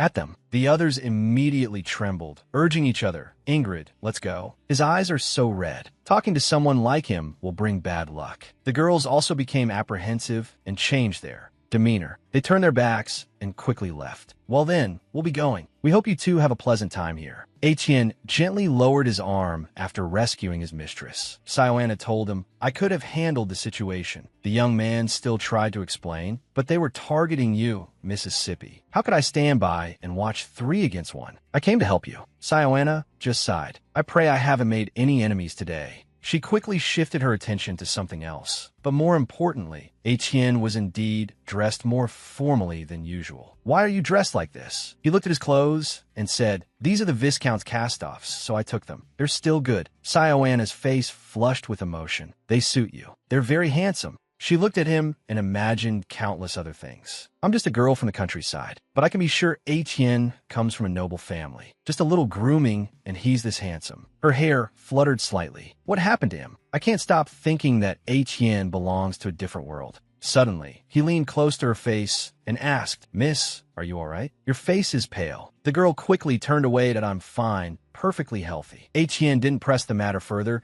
but hesitantly spoke of something else. Duke Noah. Sioana's eyes became vacant as he questioned her. Did he say something to upset you? She turned back to him and challenged, Don't tell me you were watching me the whole time. Etienne admitted it. Miss, you make me sad. I was watching you. Indeed, he had been watching her from the side. The expressions on both their faces, both past and present, were captured in his eyes. His red eyes flashed. Back in the present, Sioana was just dumbfounded to hear that. She slowly began to express her feelings. Etienne, a sudden question was posed. Do you believe someone can fall in love at first sight? His face flushed with misunderstanding. What did you just say? But Sioana quickly added, Duke Noah. Etienne's cheerful expression vanished as soon as he heard that. He said he fell in love with me the moment he saw that portrait. She was still wondering, the engagement procedures will probably be carried out soon. Do you think someone can suddenly fall in love like that? Etienne replied neutrally, but the veins in his hands bulged. I don't know. He forced out each word. But if he proposes to you, will you accept? Sioana smiled. Are you kidding? Do you think anyone cares about my opinion? She had understood everything early on. Catching the eye of someone as perfect as Duke Noah. My brother would never pass up this opportunity. The others don't give me much hope either. Father has never cared about me, so he'll certainly never refuse. Honestly, I always knew this day would come. Etienne still tried to persuade her. How can you be so indifferent? Don't you resent them? He was so agitated that he blurted out what he shouldn't have. They locked you up in Lexbel, and now they're trying to sell you. Etienne exclaimed, Don't you despise them even a little? Sioana was surprised. Sell me? What the hell are you talking about? Only then did the young man realize his mistake. But she didn't blame him and explained herself out of course. I don't like this, and I don't want to spend time with them, but I don't want to hate them. She had always stared blankly at the family portrait. They're my family, after all. The thought was ingrained in Sioana's mind. If I start to hate them, Etienne fell silent at her words. Then I'll have nothing left. He turned away, I understand. If Miss truly feels that way. The young man brushed his hair back and hurried away, leaving her wondering, where are you going? Etienne glanced at the mark on his wrist and replied, I'm just a lowly servant, so of course I'm going to perform my duties. Sioana felt very awkward. Etienne, she tried to hold him back with a question. After I get married, we'll still be friends, right? Etienne looked up thoughtfully, then answered sincerely, I will always be by your side. You're my mistress. Sioana then returned to the noisy party filled with guests. She swirled her wine glass, lost in thought. Is Etienne angry? But why? Bia seized the opportunity and approached her. You don't look well, Lady Eugenia. She started. Duke Noah. She quickly composed herself and hid her feelings. It's nothing. I'm just not used to drinking. Bia, unsuspecting, extended his hand. Then, to cheer you up, may I have this dance? Sioana couldn't refuse and replied yes. The party continued until the sky turned gloomy. From the old mansion, something was still going on. Etienne didn't attend the party, but stood in his room, observing. He muttered, she doesn't even care about her brother or her family. Her foolishness drives me crazy. He realized something, that it seems a girl who can have feelings for a servant also can't hate her family. Whatever, it doesn't matter. His gaze was fixed on Sioana's image. Miss just needs to continue being happy and laughing like now. He turned his back to the room, to AS for this hatred. Etienne's eyes changed completely. Leave it to me. Etienne stood alone in the vast forest. He looked up, letting the wind sweep through his hair. Suddenly, Etienne's eyes glowed red. A snake coiled around his leg. Etienne looked down his foot. His vision gradually blurred. The surrounding space turned blood red. Etienne. Sioana, wearing a thin garment, reached out and called, come here, let's play. She touched him. I'm so lonely. Take my hand. Sioana brought her face close to Etienne's. Kiss me. She sat up and wrapped her arms around his neck. Hold me tight, Etienne. Sioana whispered to Etienne, actually, I know everything. You always look at me with that look. He listened in a daze. But why do you pretend to have no feelings for me? I know very well. Sioana leaned in and whispered to Etienne, actually, I know everything. You always look at me with that look. He listened, stunned. But why do you pretend you have no feelings for me? I know very well. She looked at Etienne with vacant eyes and gave a bewitching smile. How much do you want to hold me? He was so surprised he couldn't speak. Etienne's eyes widened, staring at Sioana. He slightly parted his lips. Etienne lifted her chin and gently kissed her lips. Her slender feet curled slightly, and soft, suggestive sounds echoed. Their bodies embraced tightly, the sounds intensifying. Etienne released Sioana's lips, drawing out a silver thread. My lady Sioana. He pushed her down and asked, why did you only come to me now? Why? Why now, when I have nothing left? Etienne's face was filled with confusion. When I'm this filthy, despicable, and destitute, do you know you're shattering my heart even more? Sioana cheerfully replied, you don't understand anything, Etienne. All I wanted was your warmth. Remember what I asked for in the beginning. She reached out, touching Etienne's hand, and then his lips. Hold my hand and kiss me, right? He immediately leaned in and kissed Sioana. When Etienne pulled away, she gasped for breath. His eyes shone brightly with desire. I still can't believe you want me, even in this state, my lady. Sioana braced her feet on the ground to steady herself. I've been agonizing over this. It's fortunate that I'm the loneliest person in this house, and it's fortunate that you have feelings for me. Etienne joyfully embraced Sioana. Even if you end up with another man, I know the two of you won't have the same deep connection as we do. She blushed, opening her mouth to take in more air. Don't worry about anything. He held her tightly. All you need to do, my lady, is let me hold you like this. His hands gripped the axe tightly and swung it high. A stream of crimson blood splattered everywhere. Etienne stood holding the axe, his body covered in blood. Suddenly, the body transformed into a snake, and the surroundings returned to normal. He stood there, muttering, my feelings for Sioana are not superficial. Etienne's eyes glowed red as he swung the axe again with force. Not at all. Inside the building, a figure standing behind a glass window spoke. I can't believe she spent 17 years hiding in this place. What a pity. Another person approached, adding to the first one's words, my lord, I think it's a good thing. The girl spent her life here quietly and diligently preparing to be a good wife. The first person continued to look out the window. Am I delusional? Eli, hearing the question, smirked. But did Miss Sioana have a lover? Forgive me, but that's impossible. Satisfied with the answer, the other person brightened.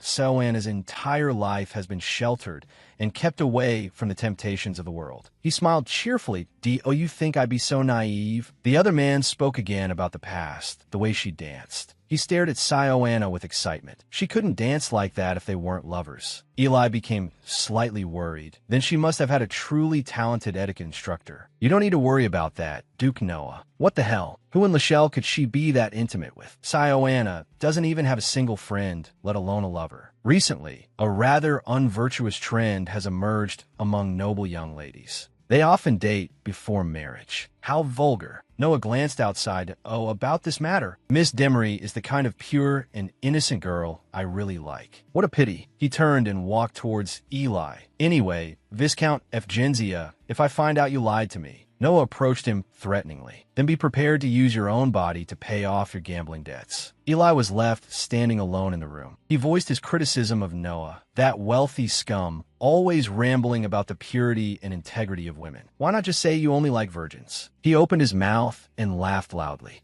Huh. Eli glanced outside and raised his hand. I wonder how he'd react if he knew his precious Lady Demery was always longing to touch me. Outside the grand mansion, a voice echoed. Elizabeth, where were you raised? She placed a hand on her chest and explained, Father, please calm down. I only asked if I could have afternoon tea with Viscount Efgenzia. What's the big deal? Her father's voice boomed even louder. I didn't raise you this long just so you could gallivant around and laugh with a man like him. Yes, he's a nobleman, but are you aware of the rumors of him frequenting every tavern and gambling den in Habio? Elizabeth furrowed her brow, placing a hand on her chest as she replied, Father, you shouldn't believe those rumors. Don't you see him as a bright but helpless star cornered by vicious nobles? He spread his arms in exasperation. Good heavens, my daughter, where there's smoke, there's fire. You're the one who needs to be more discerning and think things through. Confined by her father, she immediately became dejected. You are forbidden to leave the manor for the time being. In the meantime, sort out your feelings.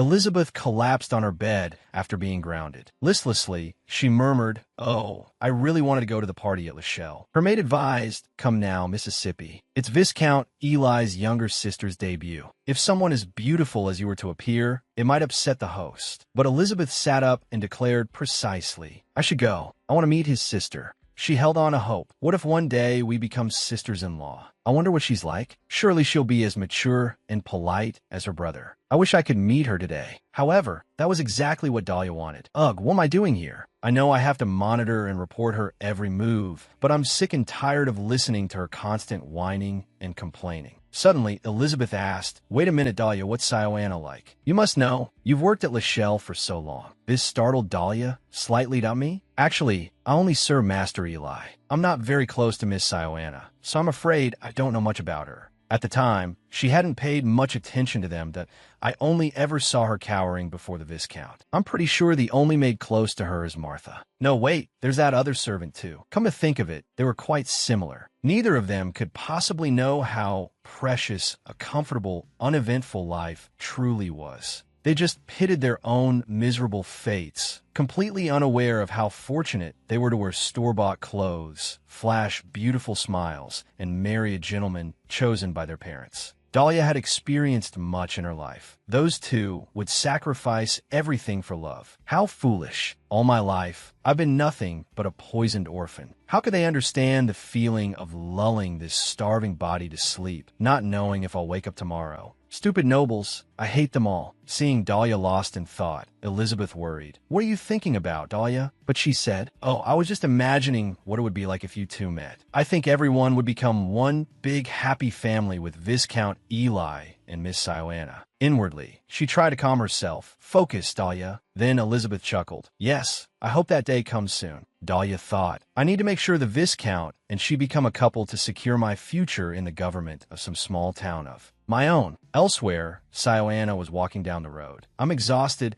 and my feet hurt so much, probably because of these new shoes. No one at the ball cared about something like it. So what was wrong with her? She recalled Eli's harsh words back then. Why are you asking? You're just a stupid country girl. Did I ever tell you to join society? Did I force you to work so hard to build a reputation for the family? Is it too much to ask you to just wear the clothes I bought, practice smiling prettily, and become a good wife for the husband I choose for you? Just thinking about those catchphrases about humanity made Sioana's heart ache. Many people had mocked her. Don't tell me you've been in Lachelle all this time. There must be some misunderstanding. I only care about my dear Miss Sioana. It must be so lonely here. The more she thought, the heavier her head felt. I'm so dizzy. The words echoed in her head. Actually, I fell in love at first sight when I saw your portrait. I think you and I are very compatible. Just as I thought the meaning of the lily flower is like it was made for you, Mississippi. Sioana seemed overwhelmed. I'm going to be sick because Etienne left, and I keep thinking about what I shouldn't do. Where are you? Come help me. Sioana's delusion led to a desperate plea. You can't just leave me like this. Because I acted like a fool? Don't turn your back on me. It's so hard without you. Sioana continued walking in a daze, but her thoughts were consumed by him. She mumbled, Etienne, I really think I can't do anything without you. Suddenly, he hugged her from behind.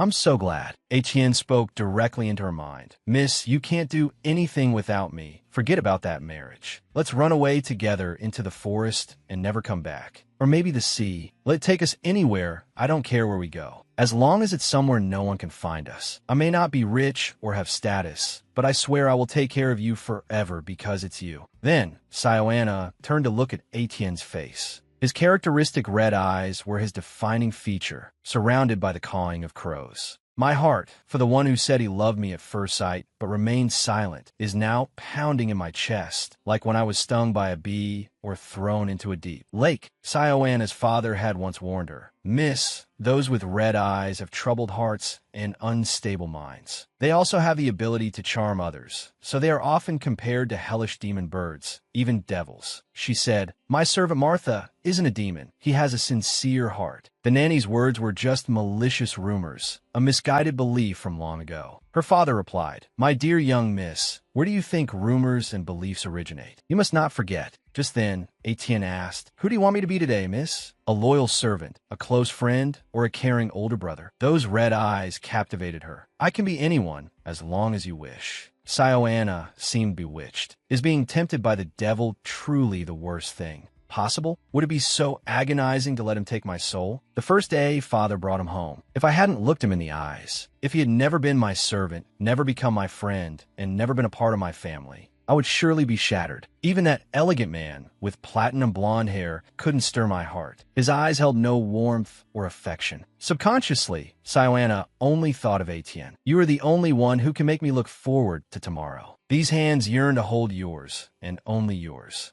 She suddenly kissed him. You don't have to be anyone, Etienne. You are everything to me in this small world I live in. You and I are one. That evening, Martha anxiously called out, Joseph, Joseph! He asked, What is it, Martha? She worriedly said, The sun has long set, but Miss Sioana hasn't returned yet. He panicked as well. What? The banquet must be over by now. She panicked. You must find her immediately. What if something happened to Miss? Please, Goddess Diana, bless the young miss. But neither of them knew that Sioana and Etienne were sharing their hearts. As soon as he had the chance to embrace the one he loved, the servant with red eyes would surely seize it. The two held hands in this rustic wooden room. They embraced tightly, exchanging passionate kisses, Miss Sioana. Her soft and warm body let him know he was still alive. Etienne gently kissed her neck, each action filled with boundless affection and warmth. At the same time, it made him wonder if they would bring about agonizing guilt or not. Only then did Etienne clearly see the bruises scattered across Sioana's body. What were these? Her body was covered in bruises, both new and old, all in places easily concealed by clothing. Sioana, of course, knew the state of her own body. She shyly said, I knew you would be surprised. I also know my body is a bit not right. Etienne didn't say anything, but gently embraced her tightly. I've only seen her fresh scars before. I've become numb to it. Eliab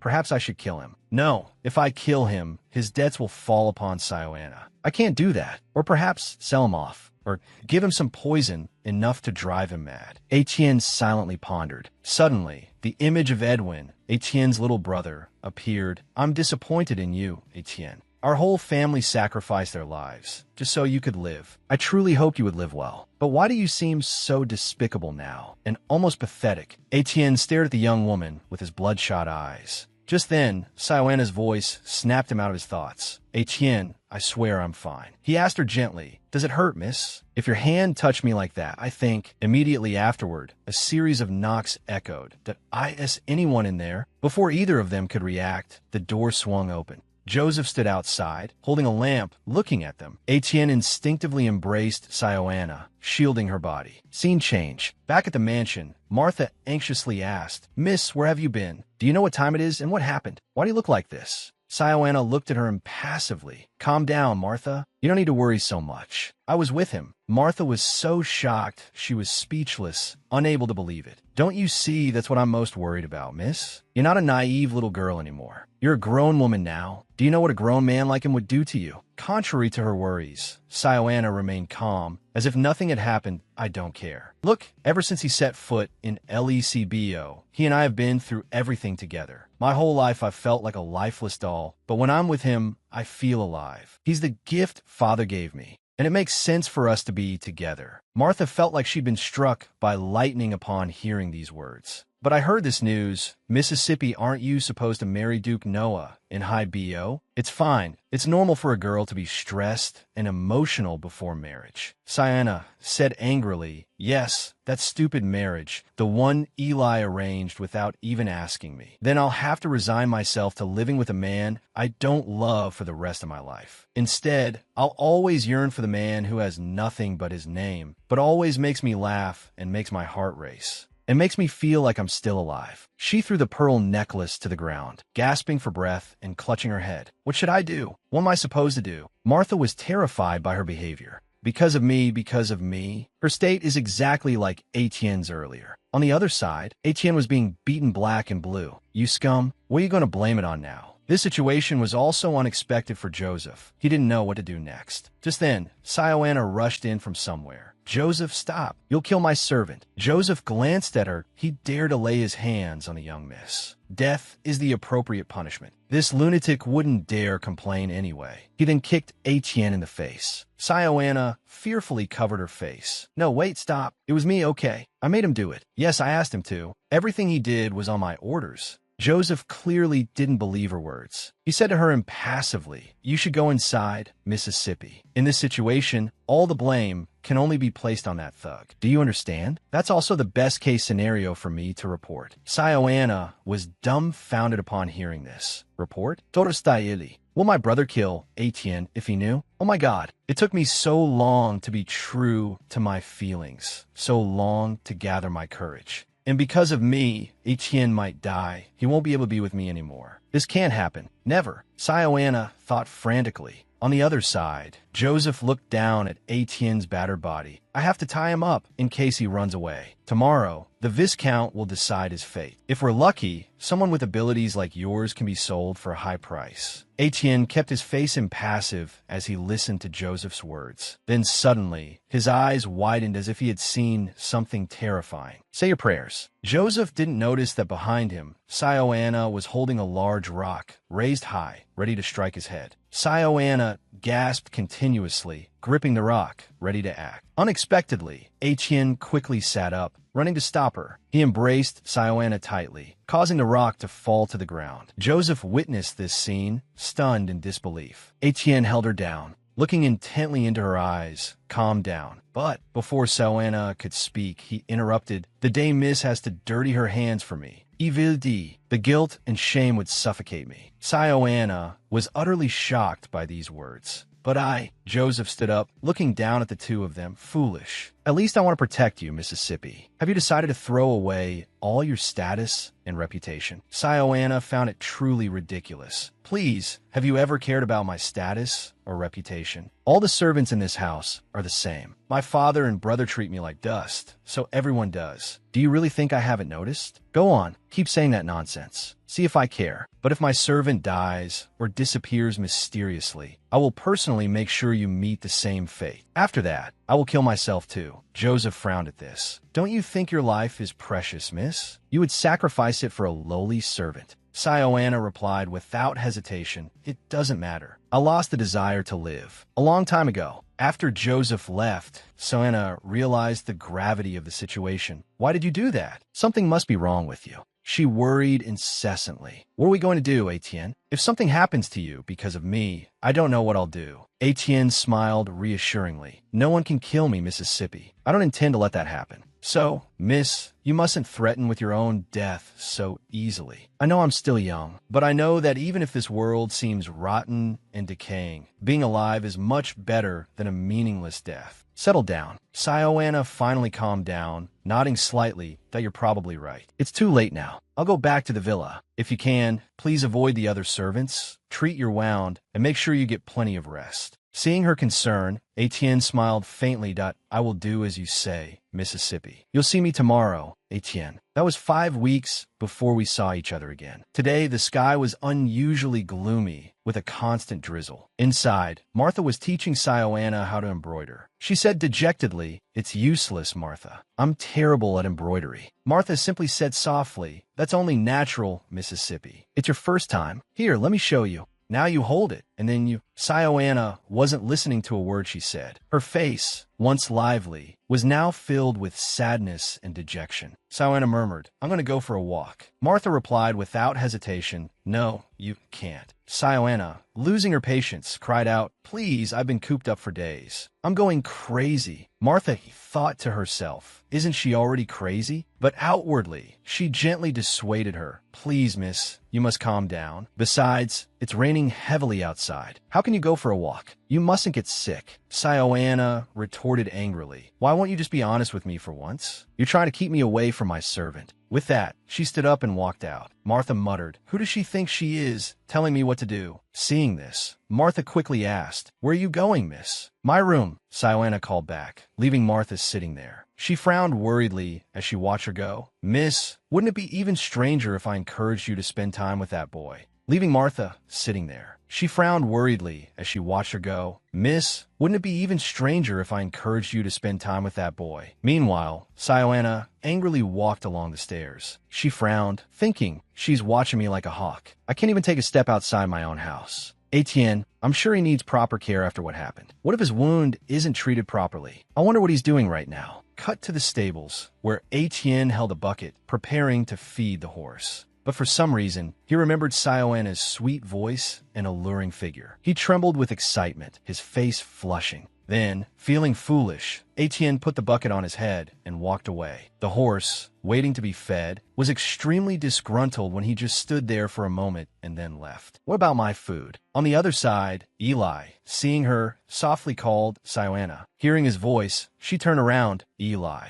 He walked towards her. "Good. I was hoping to see you." Sioana, looking at Eli's serious face, trembled with fear, her heart pounding. What does he want? Did Joseph tell him something? Just then, he gave a smile that seemed entirely genuine. "Father will be here any minute." "Father? Today?" Seeing him smile made her even more bewildered. "He just smiled at me. What's wrong with him?" He replied, "Yes, today. So hurry up and get your clothes ready to go out. Count Noah has invited us to his house in Hibio. We'll leave as soon as Father gets home. The Count's territory is very beautiful and fashionable. You must dress accordingly. Try to find something to wear. You have to please the Count with your appearance tonight, right? You understand what I'm saying, right?" The warm sunset sky and the soft clouds blend together. They create a wonderful natural painting. A luxurious carriage passes by. It's the Evgenia family carriage. Sioana sits inside, worried sick. "What's going on? I never thought I'd set foot outside Lekbio." Count Toan also sits inside. He softly says, "You must have been very busy organizing the ball while I was out of town." Eli, he smiles and replies softly, "I just want our beloved Sioana to have a happy marriage." Count Toan chuckles and says, "With Count Noah, you say? He must be as rich as they say, even sending such a large carriage to pick us up." While the two of them talk, Sioana silently looks at the scenery outside, not paying any attention to their words.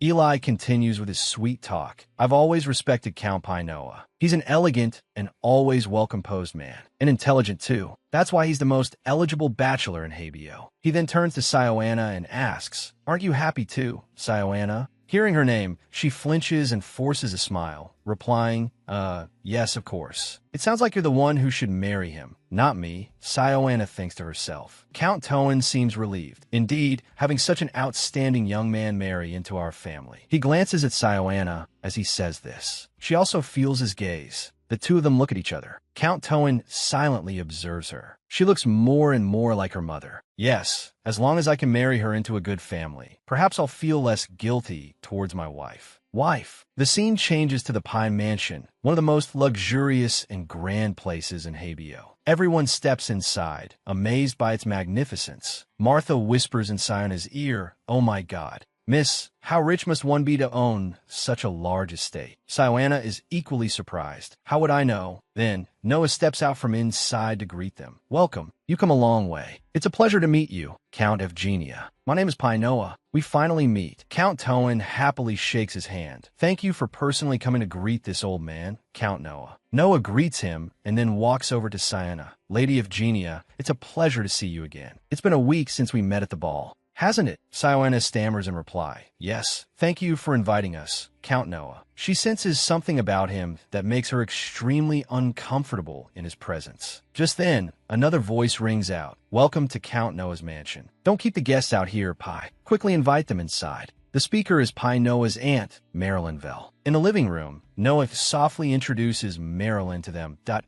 My aunt is visiting from Uzika. I lost my parents when I was young, but you see, my aunt came all the way to Caspian to raise me as her own. She's an extraordinary woman. Eli feigned surprise. "Goodness, but you look so young and beautiful. I thought you were her sister." Marilyn chuckled and said, "Oh my, Viscount Evgenia, don't tease an old woman like me. I'm being serious. I've never been more serious, Lady Vell." Siona sat silently beside them, listening to his flattery. Marilyn asked Count Toan, "Count Evgenia, I heard you're in the commerce business in the city. Is that right?" He laughed. "It's just a small outside hobby." She exclaimed, "Oh my, a nobleman running a business like a commoner? That's something unimaginable back in Uzika. But it seems it's not so in Caspian. I mean, even nobles like our Pai and Viscount Evgenia are busy making a living." As soon as she finished speaking, the atmosphere shifted, everyone subtly observing and assessing each other. Count Toan looked at Marilyn and softly replied, "I know what you're truly worried about, Lady Vell. Merchants are notoriously shallow, often born into new money. They never learn proper etiquette, making it difficult for them to become true nobles. That's why they need guidance from people like us." Siona felt numb listening to their words. Marilyn smiled approvingly. "I bet they are. You have such insightful observations." He returned a polite smile. After a moment of observation, Marilyn concluded, I'm not particularly interested in these people, but perhaps they're suitable. A family with a decent reputation, easily swayed, they won't be difficult to deal with. Our family has plenty of money. There's no need for a political marriage." She glanced at Siona. She's clearly from the countryside, but she seems quiet and obedient. Plus, being about 10 years younger than Pai is a bonus. All she needs to do is bear a son. At this point, Noah spoke up. "Count Evgenia, Lady Vell, forgive me,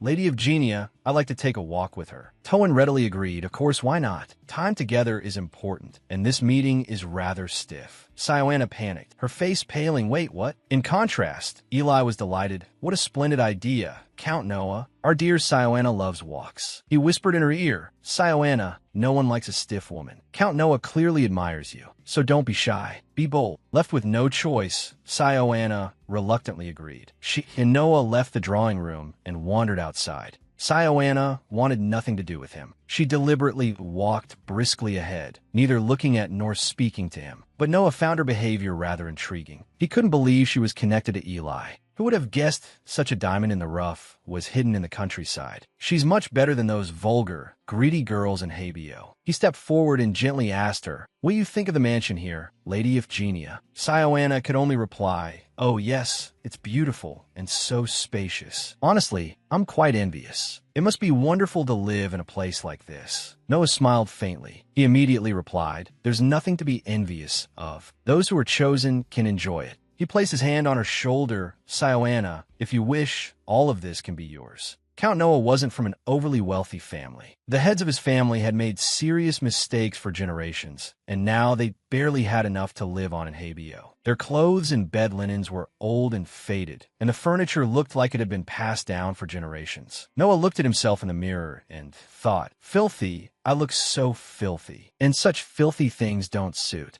me." He became the head of the family at a young age after his parents died. If he caught a whiff of money, he would jump at it, no matter what it was. Once he grew up and became wealthy, he always adorned himself in the finest clothes. Neat and clean is definitely better, isn't it? I always thought new clothes suited me best. While walking down a street, Noah happened to see Etienne and other homeless people in a small alley. Sir, please give me back my money. This kid is funny, isn't he? Do you have any proof? And even if we did take it, what are you going to do about it? Brat, we've already spent it all. What are you glaring at us for? Seeing Etienne's blazing red eyes, Noah thought to himself, filthy, they're so filthy. Such filthy things shouldn't exist on the same streets I walk. A few days later, someone noticed, oh my, where did all the street wanderers go? Someone had also cleaned up the entire street. Everything looked cleaner than before. Hearing these words, Noah walked with an extremely pleased stride. Back in the present, Noah held Soanna's shoulder. He was extremely pleased with her. A pure, unmarried woman, full of innocence and grace that I think she suits me perfectly. Scene change. Night had fallen. At Noah's mansion,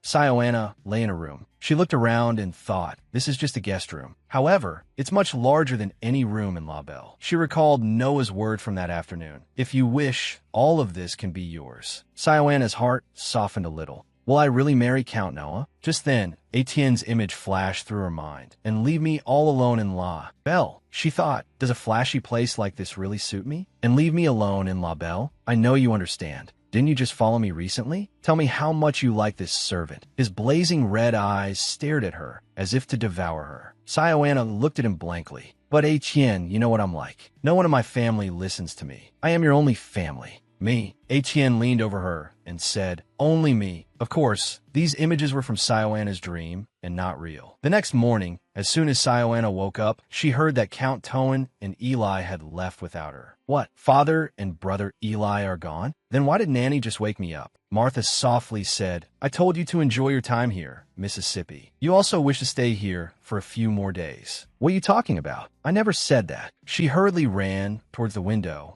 Looking down below, downstairs, Eli was standing with Noah. Noah smiled and said to him, there are some unwanted eyes looking at Lady Eugenia. They don't know that we are meant to be. I think it's best to keep her where I can see her. Eli readily agreed. I completely agree, sir. I think it's better for Soanna to adapt to this place as soon as possible. So, please take care of her. After that, they got into the carriage and left. Soanna, watching from above, turned pale. This can't be happening. They really left me here. How could they? What do they want me to do? Just then, a knock came at the door. Lady Eugenia, are you awake? We want to help you get ready for the day. Both of them turned around at the sound. Outside, Marilyn smiled and said, you will have to spend some time with me. Soanna's eyes widened. Was this their plan all along? Scene change. At the Eugenia mansion, Etienne stood beside Count Toan, pouring him wine. He softly said to him, these past few days I've been sitting in the carriage so much my body still feels it. I must be getting old. Etienne replied, how could that be, sir? Speaking of the long journey, where is your daughter? He didn't hide it but told the truth. Ah, right, that was Eli's idea. This is Soanna's first time leaving La Belle. So he thought it would be better to let her stay and enjoy herself for a few more days. The idea sounded quite good, so I agreed. Etienne's eyes widened at his words. Count Toan, oblivious, continued, actually, I always feel guilty towards her. I know it's not right, but whenever I look at her, I see the face of my late wife. I could never treat her with love and joy. I feel relieved that a kind young man has taken a liking to her. I think at this point, the least I can do for her is help her find a family as soon as possible. Etienne was silent for a moment, then decided to speak. If that's the case, sir, I'm not sure Count Noah is the one for Lady Eugenia, as you think. Count Toan raised an eyebrow and asked, must I beg your forgiveness? Please forgive me, sir. I didn't mean to speak out of turn. However, Pierre Noah is a smuggler. Everything from drugs to people, sir. Of course, I'm not sure how far he extends it. He looked at him in astonishment, then with skepticism. How do I know what you're saying is true? How do you know these things? Etienne continued speaking to him. With all due respect, sir, there is some news in life that a slave learns more easily. Count Evgenia, you saved my life. I am indebted to you. He knelt before him. It seems he has managed to escape all danger from the trial, but who knows what the future holds. The last thing I want to see is that the proud Evgenia family name entangled with such a wretched family. Etienne looked directly into his eyes with his blood-red eyes. Toan grimaced and glanced down at Etienne. A sound echoed throughout the room. He poured the glass of wine in his hand over Etienne's head. Insolent brat. Toan scolded Etienne. I helped you get in here, and this is how you repay me? You have no right to interfere in this family's private matters. He clenched his hands on his trousers, enduring it. I'll let this go this time. Don't ever do it again. Now get out of my sight. Etienne, drenched in wine from head to toe,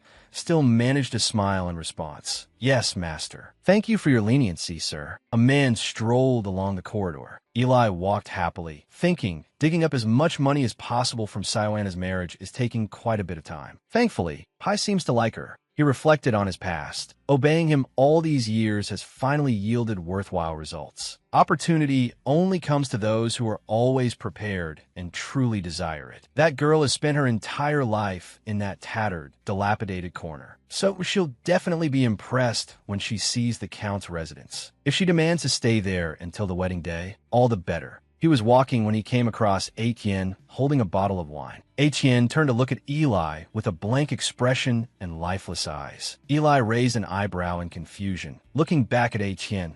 He thought for a moment, then went to talk to him. Since when did this bastard get so tall? What the hell are you doing here? Isn't my father in the room? Etienne held the bottle of wine and replied, Master wanted me to bring him some wine. Eli raised an eyebrow higher in confusion. Out of all the servants, my father called for him? That damned old man, always clinging to this guy whenever he comes to La Belle. He stared at Etienne, who was looking up, and continued to think to himself. His job is to clean the livestock pens and the animal waste. Why does he deserve such favoritism from him? Eli's eyes began to drift down to the red stain on Etienne's collar.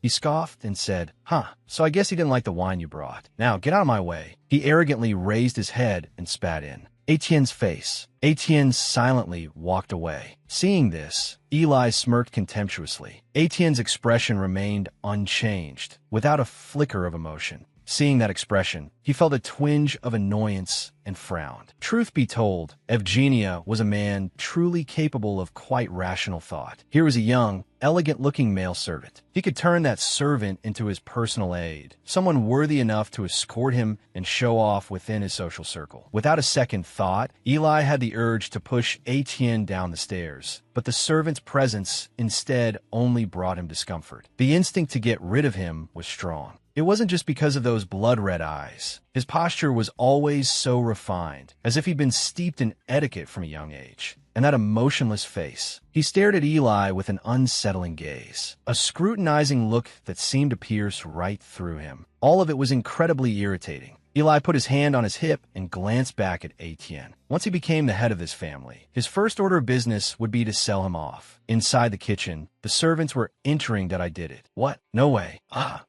Their cheerful chatter stopped abruptly. The two maids looked surprised to see Etienne there. What are you doing here? He replied, I'm free right now, so I thought I'd make the Viscount some tea. Everyone seems so busy. Oh, I see. Well, thank you. That's one less thing for us to do. As they carried the tea tray away, they whispered to each other, I S at my imagination. Or, am I actually scared of him? I know, right? Look at those eyes. My grandmother used to say anyone with eyes that red is a descendant of the devil. Etienne smiled, listening to their conversation. Perhaps that was why he seemed so captivating that you're crazy. After they left and closed the door, he remained motionless. Etienne looked down at his hands. He remembered them stained crimson with blood. Each day passed, bleak and meaningless, time holding no value. Etienne's eyes suddenly glowed a fiery red. Would this be life without Sioana? She is the fairy that the goddess Diana granted me out of pity. No one can take her away. It's impossible. If Sioana becomes the sole heir of Count Evgenia, then we can be together forever. Etienne crossed his arms to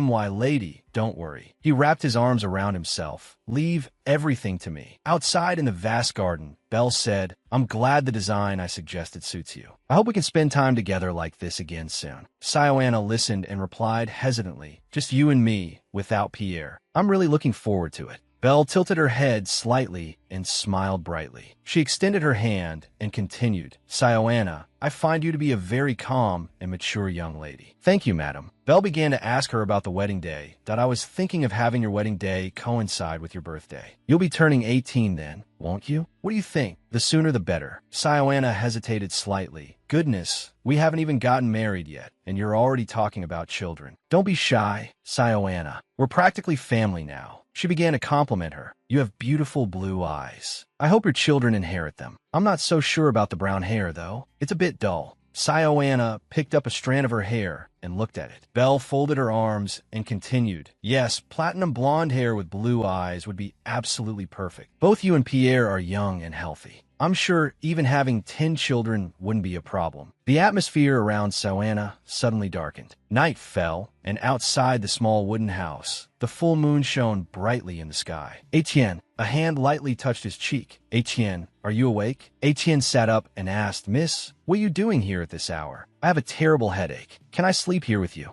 He opened his eyes wide in surprise. Miss, I'm not sure about this. Sioana hesitated slightly. Listening to Etienne, I can't let you sleep in a place like this. Etienne worriedly raised his hand and asked her, but how did you get a headache? Is it fever? I just had a strange dream. Eli tried to sell me to a weird count. He frowned, thinking for a moment. After that, Sioana and Etienne lay down together. She hugged the blanket and asked, how do you not freeze to death here? Trust me, it's much better than sleeping on the streets. Sioana's expression turned slightly sad as she continued. Etienne, it must be uncomfortable living here, right? I don't have any power in the house, so I can't help you. I'm sorry. Etienne calmly looked at the sky and replied, I have a mistress who cares about me. A perk like this is several times better than the other servants. Sioana turned, her voice trembling slightly. I saw you get hurt when my brother pushed you down the stairs. Did you come here because of that? You're so foolish. She angrily snapped, but he just stuck his tongue out teasingly and didn't say anything. You can't call your master a fool, you fool. Etienne also turned to face Sioana. Try to relax and get some sleep, Mississippi. He said to her with a serious face, I'm here. Sioana just listened quietly without saying anything. She gently closed her eyes.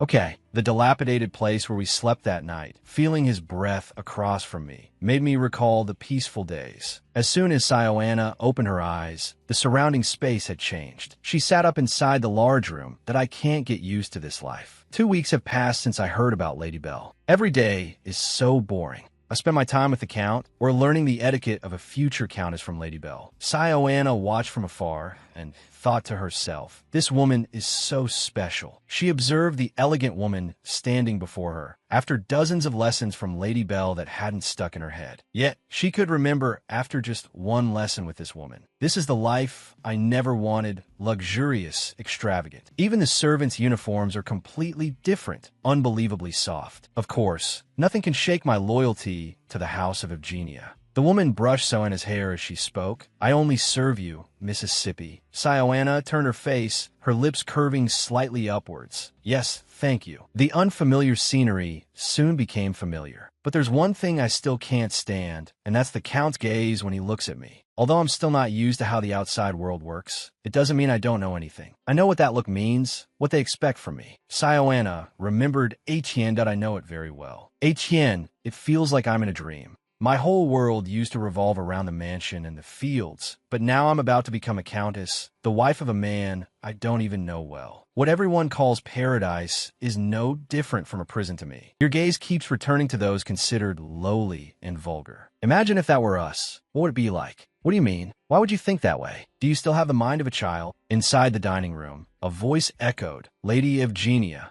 Count Noah frowned and asked, Are you not comfortable with me? Sioana paused while cutting her food. No, Count Noah. Noah laughed, but his expression seemed displeased. Haha, how long do you intend to call me Count Noah? My dear lady, just call me Pierre. Sioana's face froze upon hearing that. Her hands, which were cutting the food, stopped immediately. Each passing day, meaningless and bleak, time seemed to lose all value. Etienne cheerfully brought over a pot of tea. A servant there happily went to receive the tray. Oh, are you preparing tea for the Viscount again? Yes, I find this type has medicinal properties. I don't know if it's the kind he likes, but... He smiled slightly as he spoke to the girl. Him not saying anything is probably a good sign. You know how picky the Viscount is. Hearing that makes me happy. Oh, and don't mention that I'm the one preparing the tea, okay? I'm sure the Viscount wouldn't like his tea prepared by a lowly servant. It's all right. Thank you for preparing the tea. As long as you do it like us. The position is the same. Etienne stood still, smiling, his hands behind his back. His gloved hand held a small glass vial containing something. Outside the large house, the sky had already begun to darken. Someone walked hurriedly. Why have I been getting headaches more often lately? A servant, seeing him, quickly bowed. Sir, is the young lady inside? The girl replied fearfully. Yes, sir. The person reached out and gently opened the door, probably stressed about Soena and Pierre. All that's left for me is to move on, me and me alone. The girl sitting inside, with long white hair and purple eyes like the night sky, was shedding tears. Eli wondered to himself, what's wrong with her this time? His expression changed to a smile. Eli approached her and extended his hand. Oh, my love, you don't look well. Are you in pain somewhere? I'm so embarrassed to let you see me like this. He embraced her and asked with a smile, are you crying because of me? I know it's been a while since I've seen you. It's not that. I don't think my father will allow us to continue this relationship. Eli's face darkened slightly. He just needs to meet me once, and he'll change his mind. He still hasn't agreed. Her face was filled with sadness. Actually, Eli, I want to ask you something, do you? Her question caused the atmosphere around him to darken instantly. Truly love me? He gently comforted the girl he loved. Of course I do. You are more important to me than anything. You must be sad that I haven't visited lately. Although she heard his answer, Elizabeth's heart was still uneasy. Elizabeth's father's voice boomed. If he truly loved you, he wouldn't do this. Her small hands clenched the hem of her dress, trying to hide the anxiety swelling within her. Her eyes flickered with doubt. Her voice trembled as she asked, is it true that Count Noah and Lady Sioana are engaged? Elizabeth's father looked at her, his expression firm. That I heard it from the man himself a few days ago at the party. Apparently, Viscount Eli has been staying with him this whole time to make it happen. Elizabeth looked downcast, her gaze drifting to the side. Lady Sioana only recently made her debut. The timing and circumstances are perfect for finding a husband. Her father slammed his foot on the floor, his voice laced with anger. Is that all you can say? After they broke off our engagement, the relationship between our house and the Count's has deteriorated significantly. How dare he approach House Noah and then claim to love you? It's ludicrous. He recalled Eli's impassive face holding his daughter's small hand, and his frustration grew. That boy is bad news. He's greedy and blinded by money. He's incapable of providing a happy life for his wife, children, and family. She turned away, unwilling to listen further, falling silent. Her father pleaded, Elizabeth, my dearest daughter, you must put an end to this relationship. I'll lift your confinement if you listen to me. I admit I acted impulsively back then. Later, Elizabeth was with Eli. Doubt choked her voice before she finally managed to ask, is it true that your sister is engaged to Count Noah? He smiled unconsciously, a look of fondness in his eyes.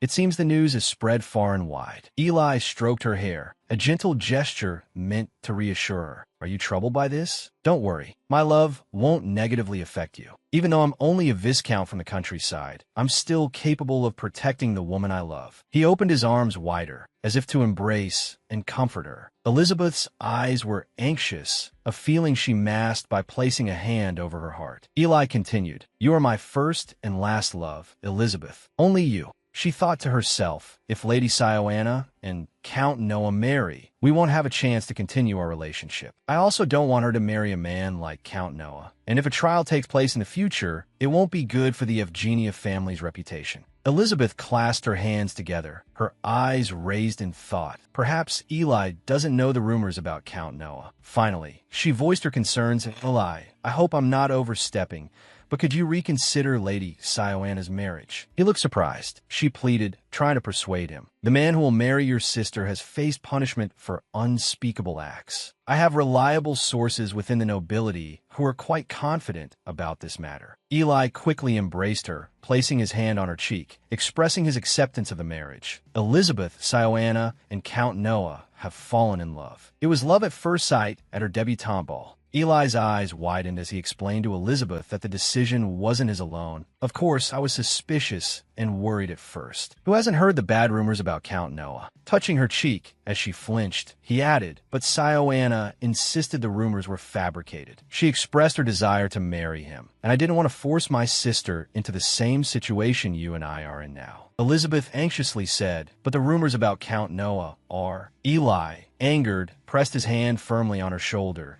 Seeing through her reason for coming, don't tell me you're saying this because of the tension between your father and Count Noah. He brought his face close to hers, their foreheads and noses touching, lips pursed, eyes locked. You want to separate two people in love just because of your family's disagreements. Eli touched his nose to hers and murmured, I must say, I'm disappointed in you, Elizabeth. You seem more like your father than I thought. She recoiled, exclaiming, Good heavens, how can you speak about my father that way? She watched, bewildered, as he turned and adjusted his coat, walking away. Elizabeth stood frozen, dumbfounded that he's leaving. Just like that, after all this time, seeing him walk further away, she cried out, Wait, Eli. That's not what I meant, Eli. Her calls echoed, but he didn't stop, leaving her alone. Eli, believing Elizabeth wanted to leave him for Dahlia, reproached Dahlia. Dahlia, didn't I ask you to ensure her feelings for me remained strong? Look what you've done. Why are women always so useless? Dahlia bowed, trembling that I apologize, my lord. The maid wrung her hands, fear in her eyes. But I believe Lady Elizabeth's feelings for you haven't changed, my lord. You needn't worry. Her gaze flickered nervously. However, changing Marquis d'Emery's mind might be difficult. Dahlia's voice was hesitant. I am sure the lady is only trying to find a way for you and her father to reconcile. Eli's expression remained impassive, but whatever she does will only prolong her confinement. He frowned, a sharp pain throbbing in his head. Should I find another woman? I suppose all the other noble ladies in society are already betrothed. Dahlia clenched her fists, a calculating glint in her eyes, that we need to gain a higher standing than that bastard as soon as possible, no matter the cost. That foolish man, he can't even control his own subordinates. That's why the rumors spread so quickly. Eli's lips thinned, his gaze darkening. Shameful, but I have no choice but to proceed with another plan. Eli looked up, his eyes meeting Dahlia's. Dahlia, he said, a confident smile spreading across his face as he placed a hand on his chest.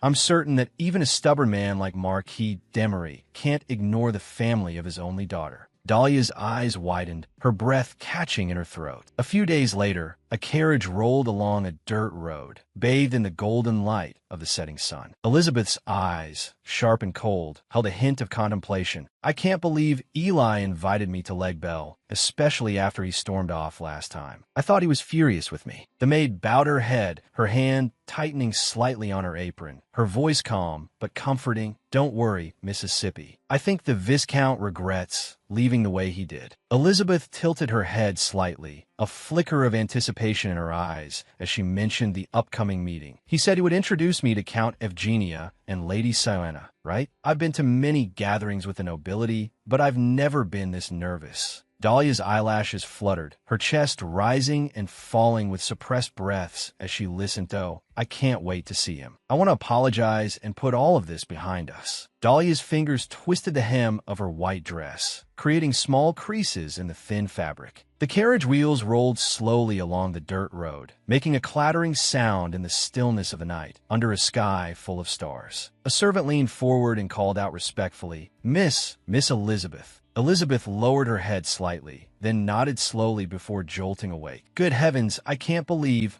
I dozed off. She frowned slightly, her eyes sweeping over her surroundings in confusion. Wait, Dahlia, I don't think this is Count Evgenia's estate. The night had fallen, the starlight shimmering on the surface of a still lake. A small wooden house nestled amidst the untouched wilderness. The door swung open, and Eli leaned against the frame, a cryptic smile playing on his lips. Hello, Elizabeth. He gripped her wrist, pulling her sharply, causing her to stumble after him. You look beautiful tonight. Elizabeth wrenched her hand from his cold grip, her voice trembling. A sharp pain shot through her, forcing her to struggle harder.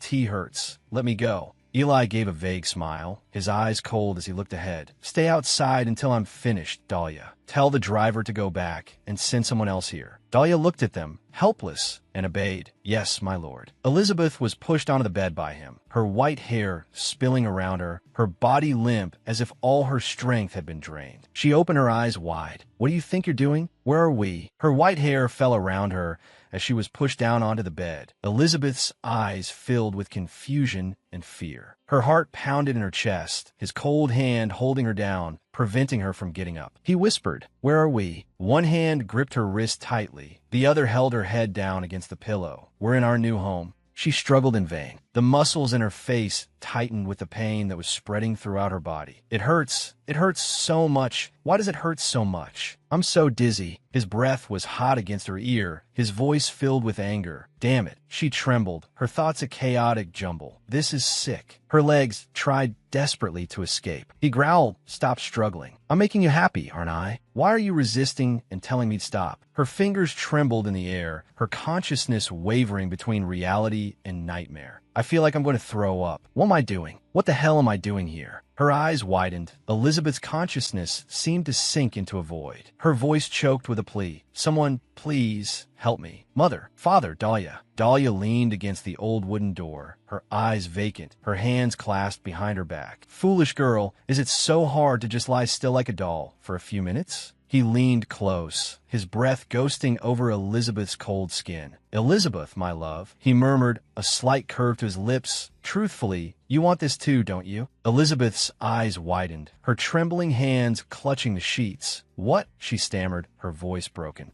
"I want," Elizabeth began, a bitter smile twisting her lips, her eyes icy. "I want a proper and happy marriage," she choked out, but he cut her off, his mouth pressing against her trembling lips. Eli whispered in her ear, a mocking smirk playing on his lips. "Oh, come now. I seem to recall you desperately begging for my kiss. Tonight, before the goddess Diana, we are officially husband and wife." The moon hung high in the sky, casting its light upon the small wooden house in the wilderness. The night was silent. Eli told her, "From tonight onward, you will be Elizabeth Ifgenia." She stood frozen, unable to process anything. From that moment on, Elizabeth felt nothing but despair. A servant bowed her head respectfully. "My lady," she said softly, "I will return to my room now." She carefully closed the door and left. "Good night, my lady." The girl stood silently before the window, her long brown hair cascading down her back, bathed in the soft moonlight. She replied softly, "Yes." Manhwa approached, her voice gentle but laced with concern. "If I may be so bold, miss, while no one else is around, what troubles your thoughts?" Sioana tilted her head, her gaze distant. Manhwa continued, her voice filled with worry. "You've seemed so despondent this past month living in this mansion, constantly sighing. Seeing you like this truly pains me." She lowered her head slightly, her eyes distant. "Manhwa, the truth is, I don't want to marry Count Noah." Manhwa froze in the middle of the opulent room, her hands unconsciously clenching. Sioana spoke with determination. "When morning comes, I will tell the Count that I wish to return to La Belle. I swear it before the goddess Diana." The man with sharp eyes and a hint of a smile playing on his lips responded, "In La Belle, and in this entire kingdom, there is no other unmarried man who can compare to Count Noah. Everything has been arranged. Why do you suddenly have this idea?" "What?" It seemed Sioana and another man shared a cherished memory. The two faced each other in the quiet room. "Miss, please tell me it isn't what I think." Manhwa reached out to touch her, miss, but was stopped. "Manhwa." Sioana smiled, lifting her head, her eyes shining with anticipation. "That you'll be on my side, won't you?" Manhwa hesitated, her lips suddenly dry. Their shadows stretched long against the crimson floor. Manhwa embraced Sioana, her voice panicked. "You've been bewitched by a demon, miss. Please, you must break free." A cold voice cut through the air. "That dirty, despicable slave is nothing. You can't throw away this precious life just for him." A hand rose slightly. Sioana spoke calmly that I've thought about this for a long time. Manhwa, about how I want to live from now on. In the midst of the magnificent but cold hall, Dahlia stood amidst the gazes that followed her. From the bottom of my heart,